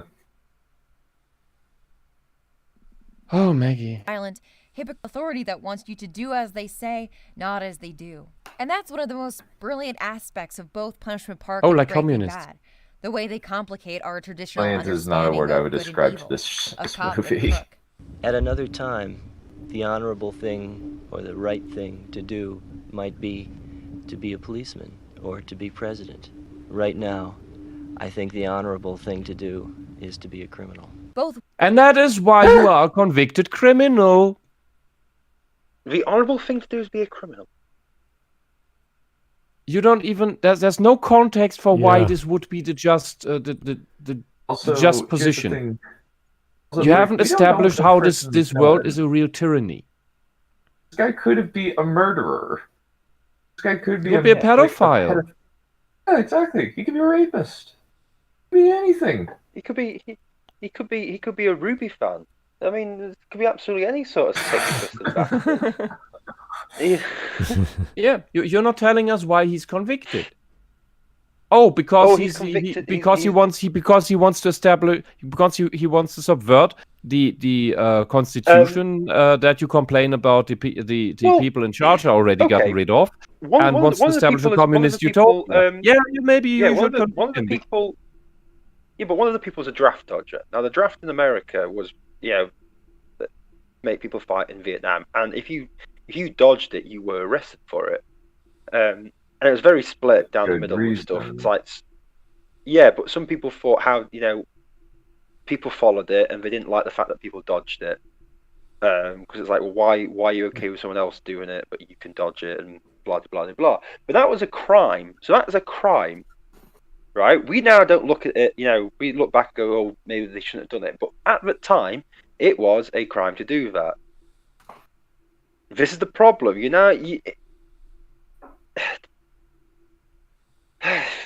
certain laws don't look as too ever good. gets in a real war again. And they have to instate a draft. It will be a crime to dodge it. Yeah. Because when there's a real war going and not these stupid forever wars, then it's necessary to have every man on board you can get. Yeah. But exactly. But it's just one of those things where it's like, so he has been committed of a crime, right? Okay. Yeah, but he shouldn't have been. No, but he was committed of a crime of doing a crime. It's a crime that we don't agree with now, but back in the day, he was committed of doing this crime. Yeah.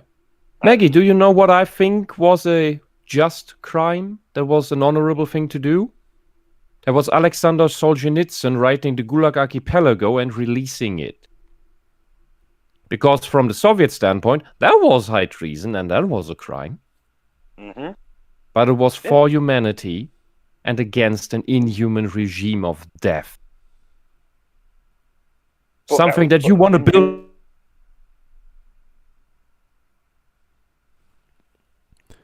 All right, we've got 3-4 minutes left. I doubt that's going to be a Skillshare advertisement. I very much doubt that as well. We should keep going. We can try to we are brave. Let's go. Works present us with the painful, complicated realities of modern life, then show us how people in power brush past those realities, substituting them with feel-good fairy tale narratives that only serve the people in power. There are more color television sets and automobiles owned by black people in the United States than all of Russia together. So what? I did it for me. Why'd you bring that line? That speaks against you. While Hank's character kept trying and failing to fit into the confines of a particular definition of masculinity, the actress Anna Gunn was harassed because her character Skylar didn't fit within the confines of a particular definition of femininity. The loyal... She's also a bad person. Anna Gunn was playing a Isn't that a character, good and person? yet people had the audacity to put her on trial, to send her death Is that threats William because Shatner on the left? deviated from conventional tropes that Surprisingly could normal easily woman. digest. Or like his They just wanted the wife to sit mutated by son. her husband's side. It's so hard to rewatch the show and not side with Skylar. Every time she How? faces danger or sees through Walt's eyes, Skylar is her worries terrible are confirmed. person. She's right. Maggie, you are Walt is incapable of woefully understanding inept at what a being bad drug woman is. kingpin. Just as the prisoners in Punishment Park chase the mirage of the American flag, Walt chases the mirage of the immortal Heisenberg. Even the show itself has What? become a kind of mirage. It's not immortal. It's Like, meaning he clouded knows by- he's gonna die. For years after Breaking Bad ended, you could buy a Heisenberg t-shirt at Kohl's. A Yes. product of the same Like any show. dehumanizing capitalist system that this show was trying to criticize. What? Badass. What? The show Where is trying does the to show criticize criticize capitalism? Excuse me, man. And- Can I look up like does and- she have like any merchandises? Like, And I'm Walter curious doesn't now. give a shit. Walter doesn't give a shit about his legacy as Heisenberg. He finds it amusing in a way, but he's not working for the brand of Heisenberg. He only cares. The only legacy he cares about is making the money for his family.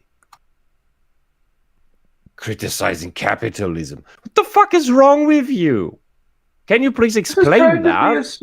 The story about how a normal man becomes a high school school teacher becomes Scarface. I thought you were going to end that sentence. It's about a normal guy who becomes a school teacher. I'm like,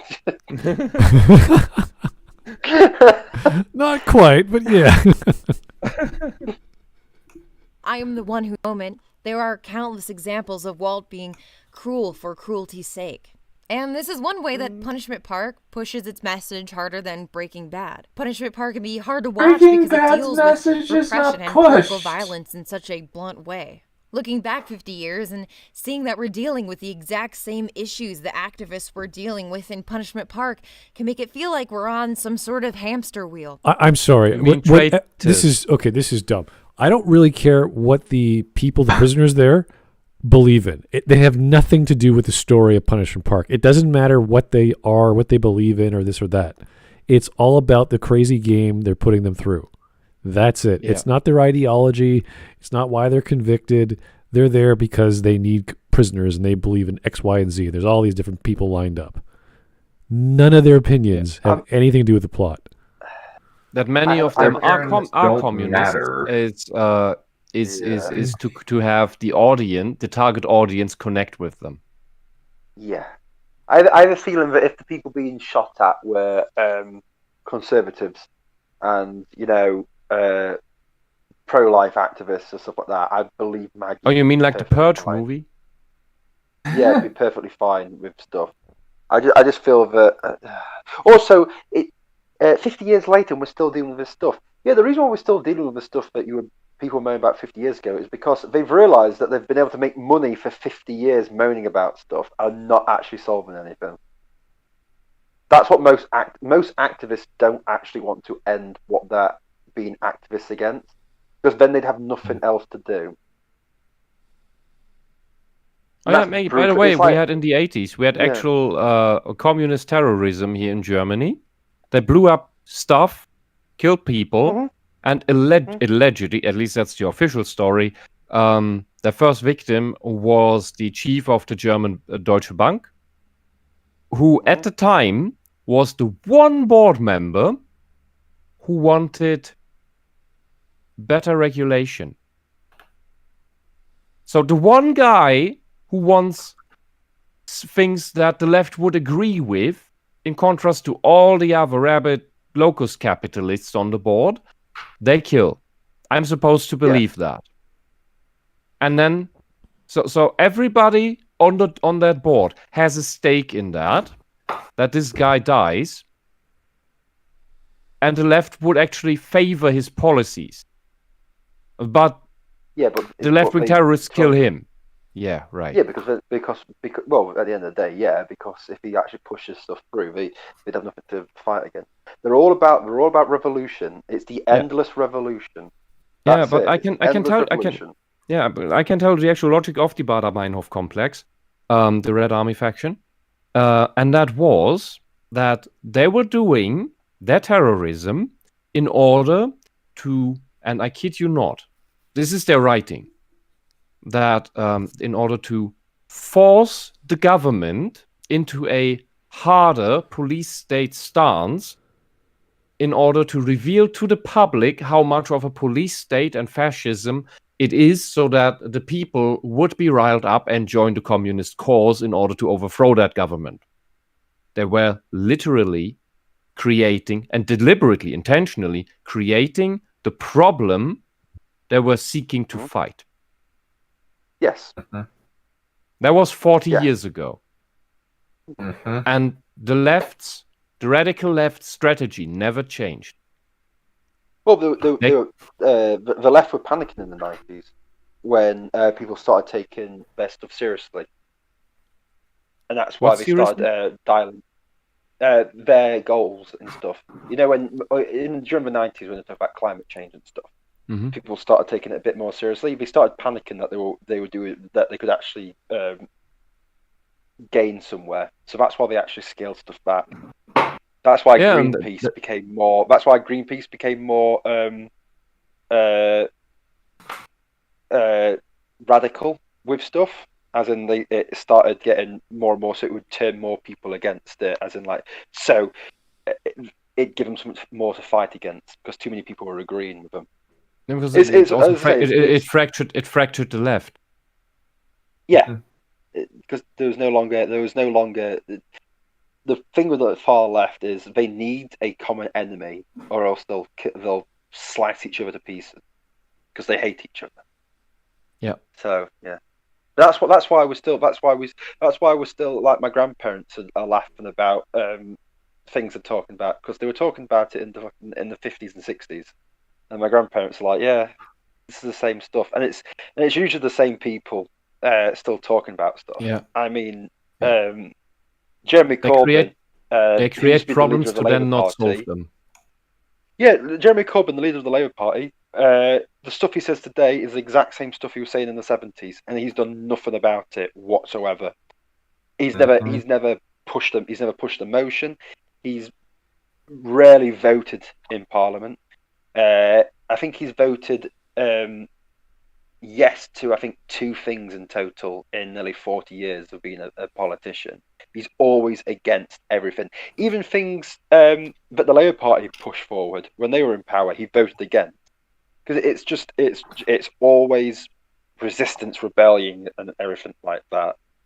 To the point where even with this lockdown stuff, he wanted harsher, stronger lockdowns.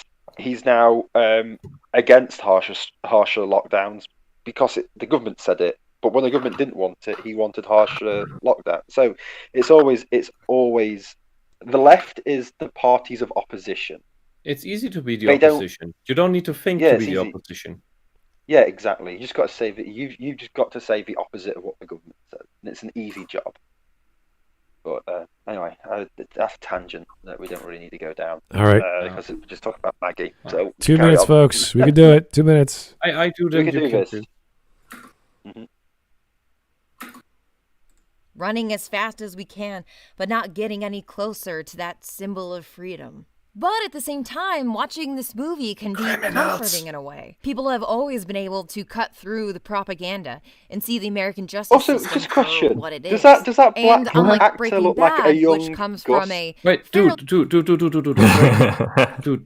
By the way, dude, you tell me, you show me, you say, people have always been able to see through the propaganda, and you show me the communist who is nothing but a propaganda machine.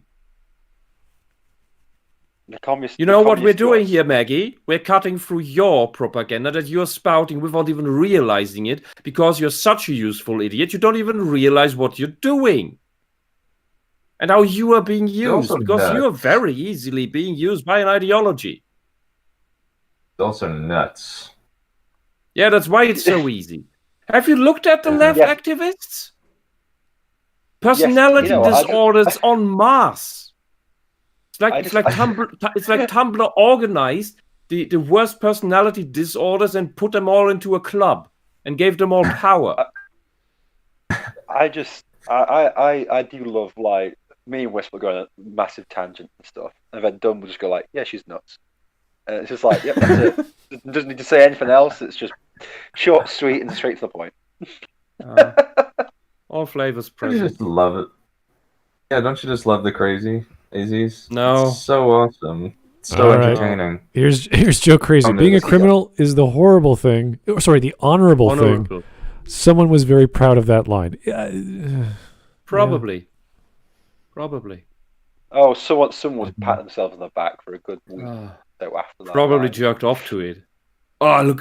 This awesome line I wrote. Oh, so good. It's so good. It's so amazing. It's so poignant. And so progressive. Oh yeah.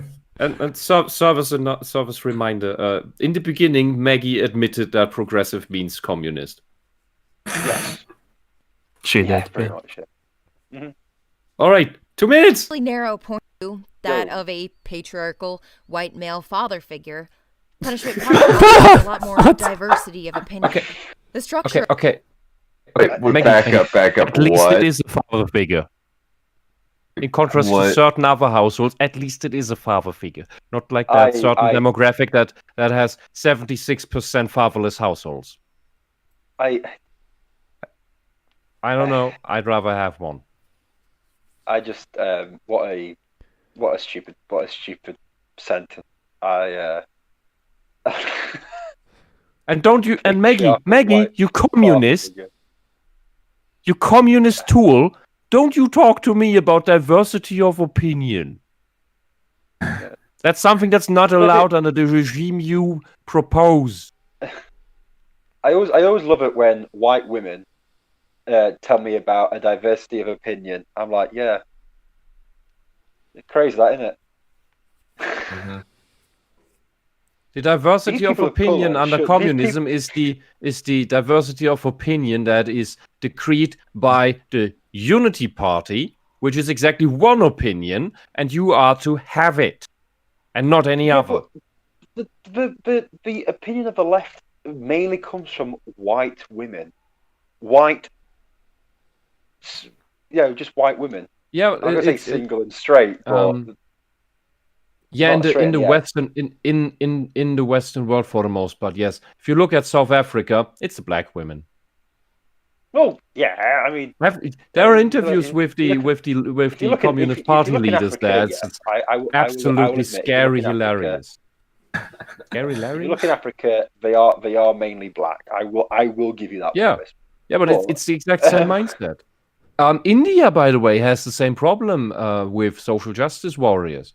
And they're doing the exact same things and telling the Indian people of all people on the fucking planet, they're telling the Indians of India, not the Native Americans, that they have no culture. The word you're looking for is ex-British citizen. I don't fucking care. I just like their food, okay? And the mythology. Jesus, okay. I once a week I order at an Indian restaurant here because it's so bloody amazing, and they write little thank you messages on it, and have a happy I think Happy Meal is trademarked. Have a happy meal. Yeah, well in German, but and I draw a smiley on it and everything. It's cool. It's really really neat. Question. And man, the Malai kofta is really awesome. Big question: Do you order the pubga when you?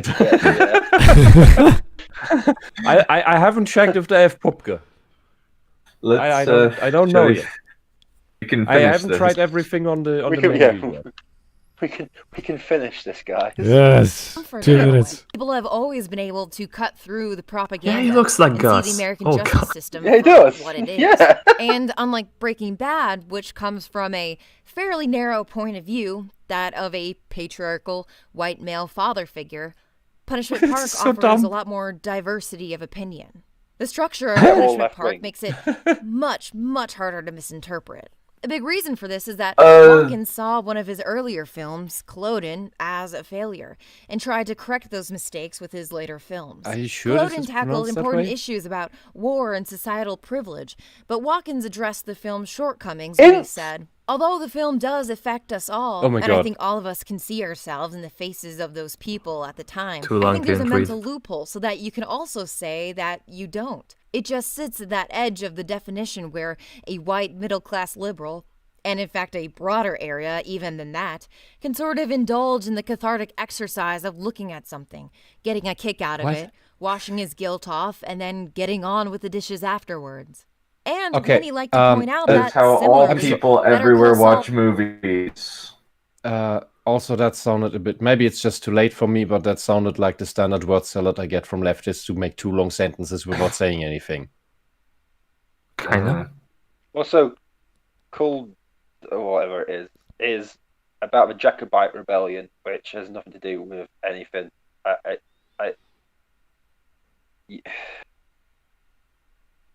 don't care. Yeah. Also does a job at tackling the same themes found in Breaking Bad. So when we watch a politically charged film like Punishment Park, or a culturally relevant TV show like Breaking Bad, as an audience we have to culturally ask ourselves, relevant. do we learn something from it and use that knowledge to affect change in the real world? Or do we just binge it, and when the screen goes dark, get on with doing the dishes? Yes. Like a normal person. The dishes need doing. Oh, hi. Didn't see you there. Clean up. Oh, Jesus. I hope you enjoyed today's conversation. If you'd No. like to support the channel so that I can make more videos like this, Why is she doing a voice like Johnny Depp's Willy Wonka? just head on over to patreon.com/Maggie Mae Fish. Be sure to like, subscribe, and hit that bell for notifications. This is a And for different the time character being, of us. please continue to save Martha. Now, if you'll excuse me. What the fuck is actually going on with this video? Whoa, what is that about? What was that? She just found that as a funny thing to do Did I just see Rambo in the to porn? roll off the thing. Yes. Maggie is an She's incarnation melting. of Pennywise. It's clear. She is Pennywise. She's an incarnation of Pennywise. It all makes sense. I never want Pure to insanity. see this video ever again. Oh, you excited for what we tackle Lord of the Rings and gayness? Oh no. Lord of the Rings and gayness? What are you on about? Oh no. Oh no. Oh no. Oh no. Oh no. I'll be there for that, but I will be saying go no a lot. Every male character who ever talked with another male character is gay. There, Yeah, I but saw it. don't you know, Brush they're shoulders with another guy, and you want to screw him. they're partners, so they're all gay. There is no male friendship. Everybody just wants to fuck each other. Everyone It's wants three dick. bisexual women talk. Dick, And dick, it's 3 dick. bisexual women talking about how they want to see gay men. Really? Okay. Yes. I'm not kidding. I wish you were, but I know you're not. So. Yeah. Isn't it wonderful that I can like say that unironically and you just like, oh no, it's true, isn't it? It has got to that point in my life, but yes, it is, yeah. Isn't it so wonderful that we have to deal with this? That's a I great know.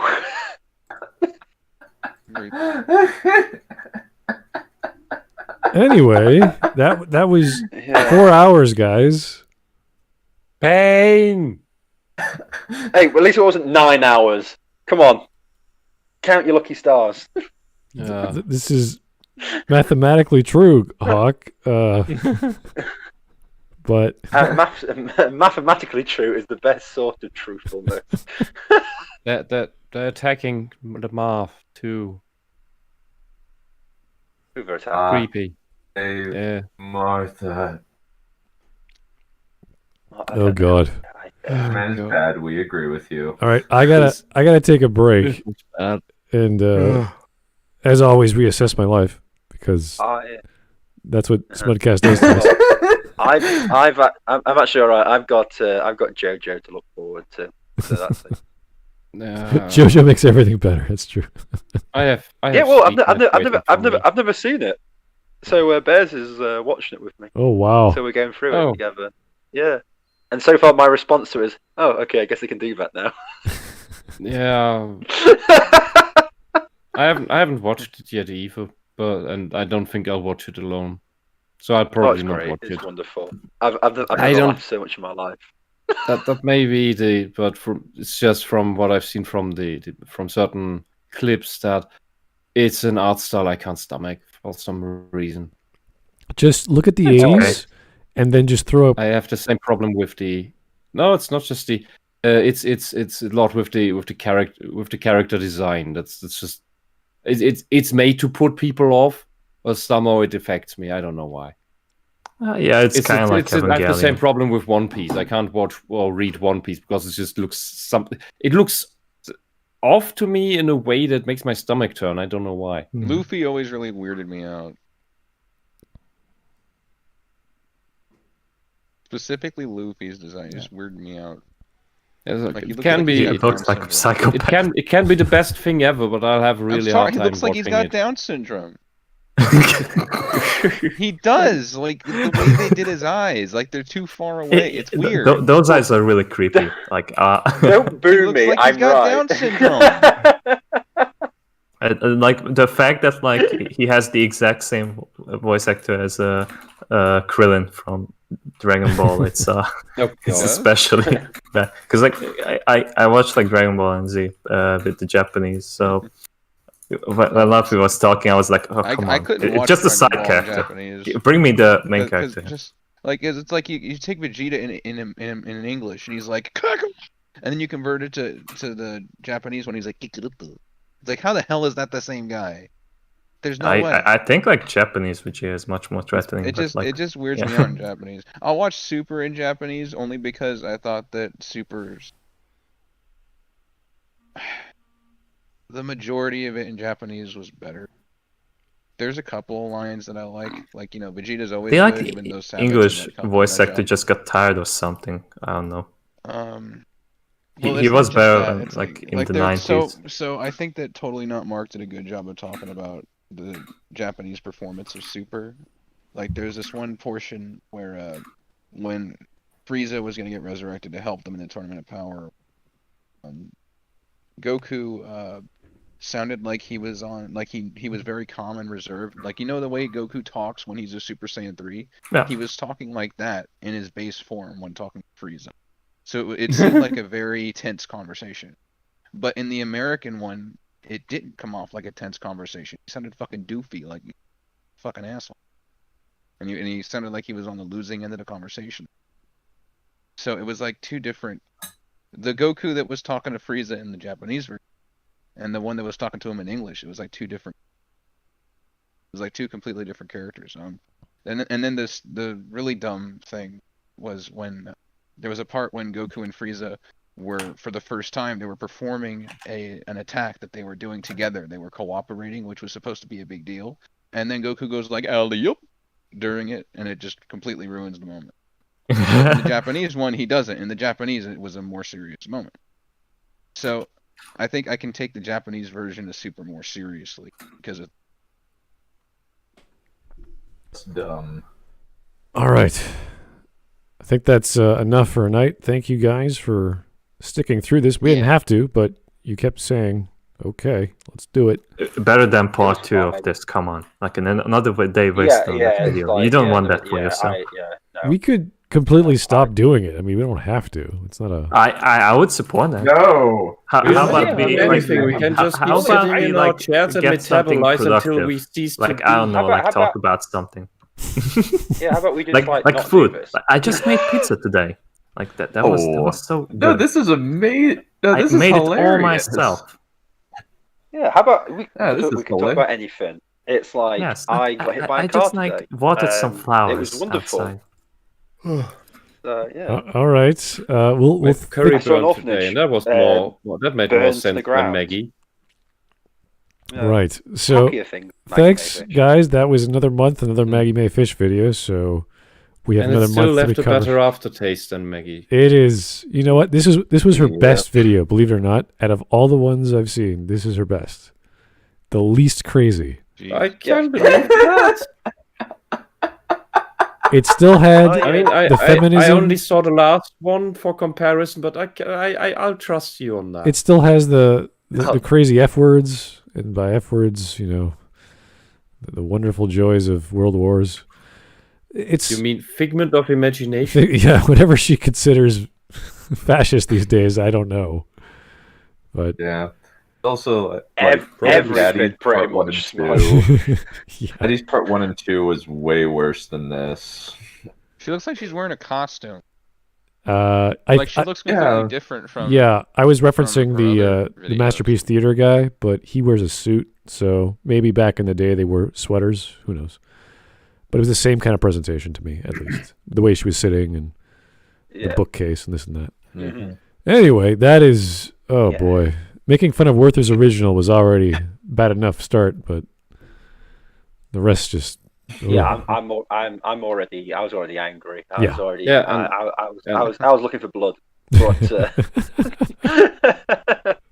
You're just broken and baffled. They're not candy for old people, you dunce. They're for children. The older, you probably had the same ad in the US, I would guess. It's an old grandpa giving one of these to his grandkid as a super special thing. Yeah. It's for children. I now really actually want to buy a bag of worms. Yeah, and they taste awesome. They're they nice. kill your teeth, but they taste awesome. Just brush your teeth afterwards. You're fine. Chew them. Don't chew them. No. No, they don't press their teeth out. These are like what? They're candy lozenges. They're there to make you happy instead of cure cold. Yeah. Yeah. Just. They're not soft. They're they're like lollipops. There you go. Anyway, thank you guys for tuning in. I'm not sure what we're doing tomorrow. I'm going to take a break and, again, reassess my life and all that stuff. So, thank you very much. Home and rethink your life. Yeah. You have Stopwells to play later next week. Oh, yeah, that's right. I got this porn game to play. It's fantastic. Great. I destroyed your depression. Amazing. There we go. I just remembered. Later next week, Evil Genius 2 comes out, and I hope it's not shit. Oh, yeah. There's good stuff happening. 2021. Don't lose hope. Looking good. Can't get as bad as Maggie Mae Fish, though, so that's okay. Yeah. Just play Stopwells and things are getting better. There you go. All right, guys. Is that on Steam, by the way? Yeah, it's on Steam. Yep. Oh, good. Okay. 17 gigabytes. Not bad. Anyway. Talk to you guys soon. Have yourself a great evening. Thanks for tuning in for all that long 4 hours worth. And I don't know, play a Tim Pool game, whatever you feel like. Whatever. Take a nap, go to work. Kill yourself. Anything, really, to be honest with you. Be a gorilla. Hey, listen. Life is full of infinite possibilities, is my friend. And don't play was it Plubga? Yeah, don't play that game. Don't play Pubga. Don't say Pubga. Don't play Pubga. Play Pubga. Man. Have a nice warm bowl of Pubga with some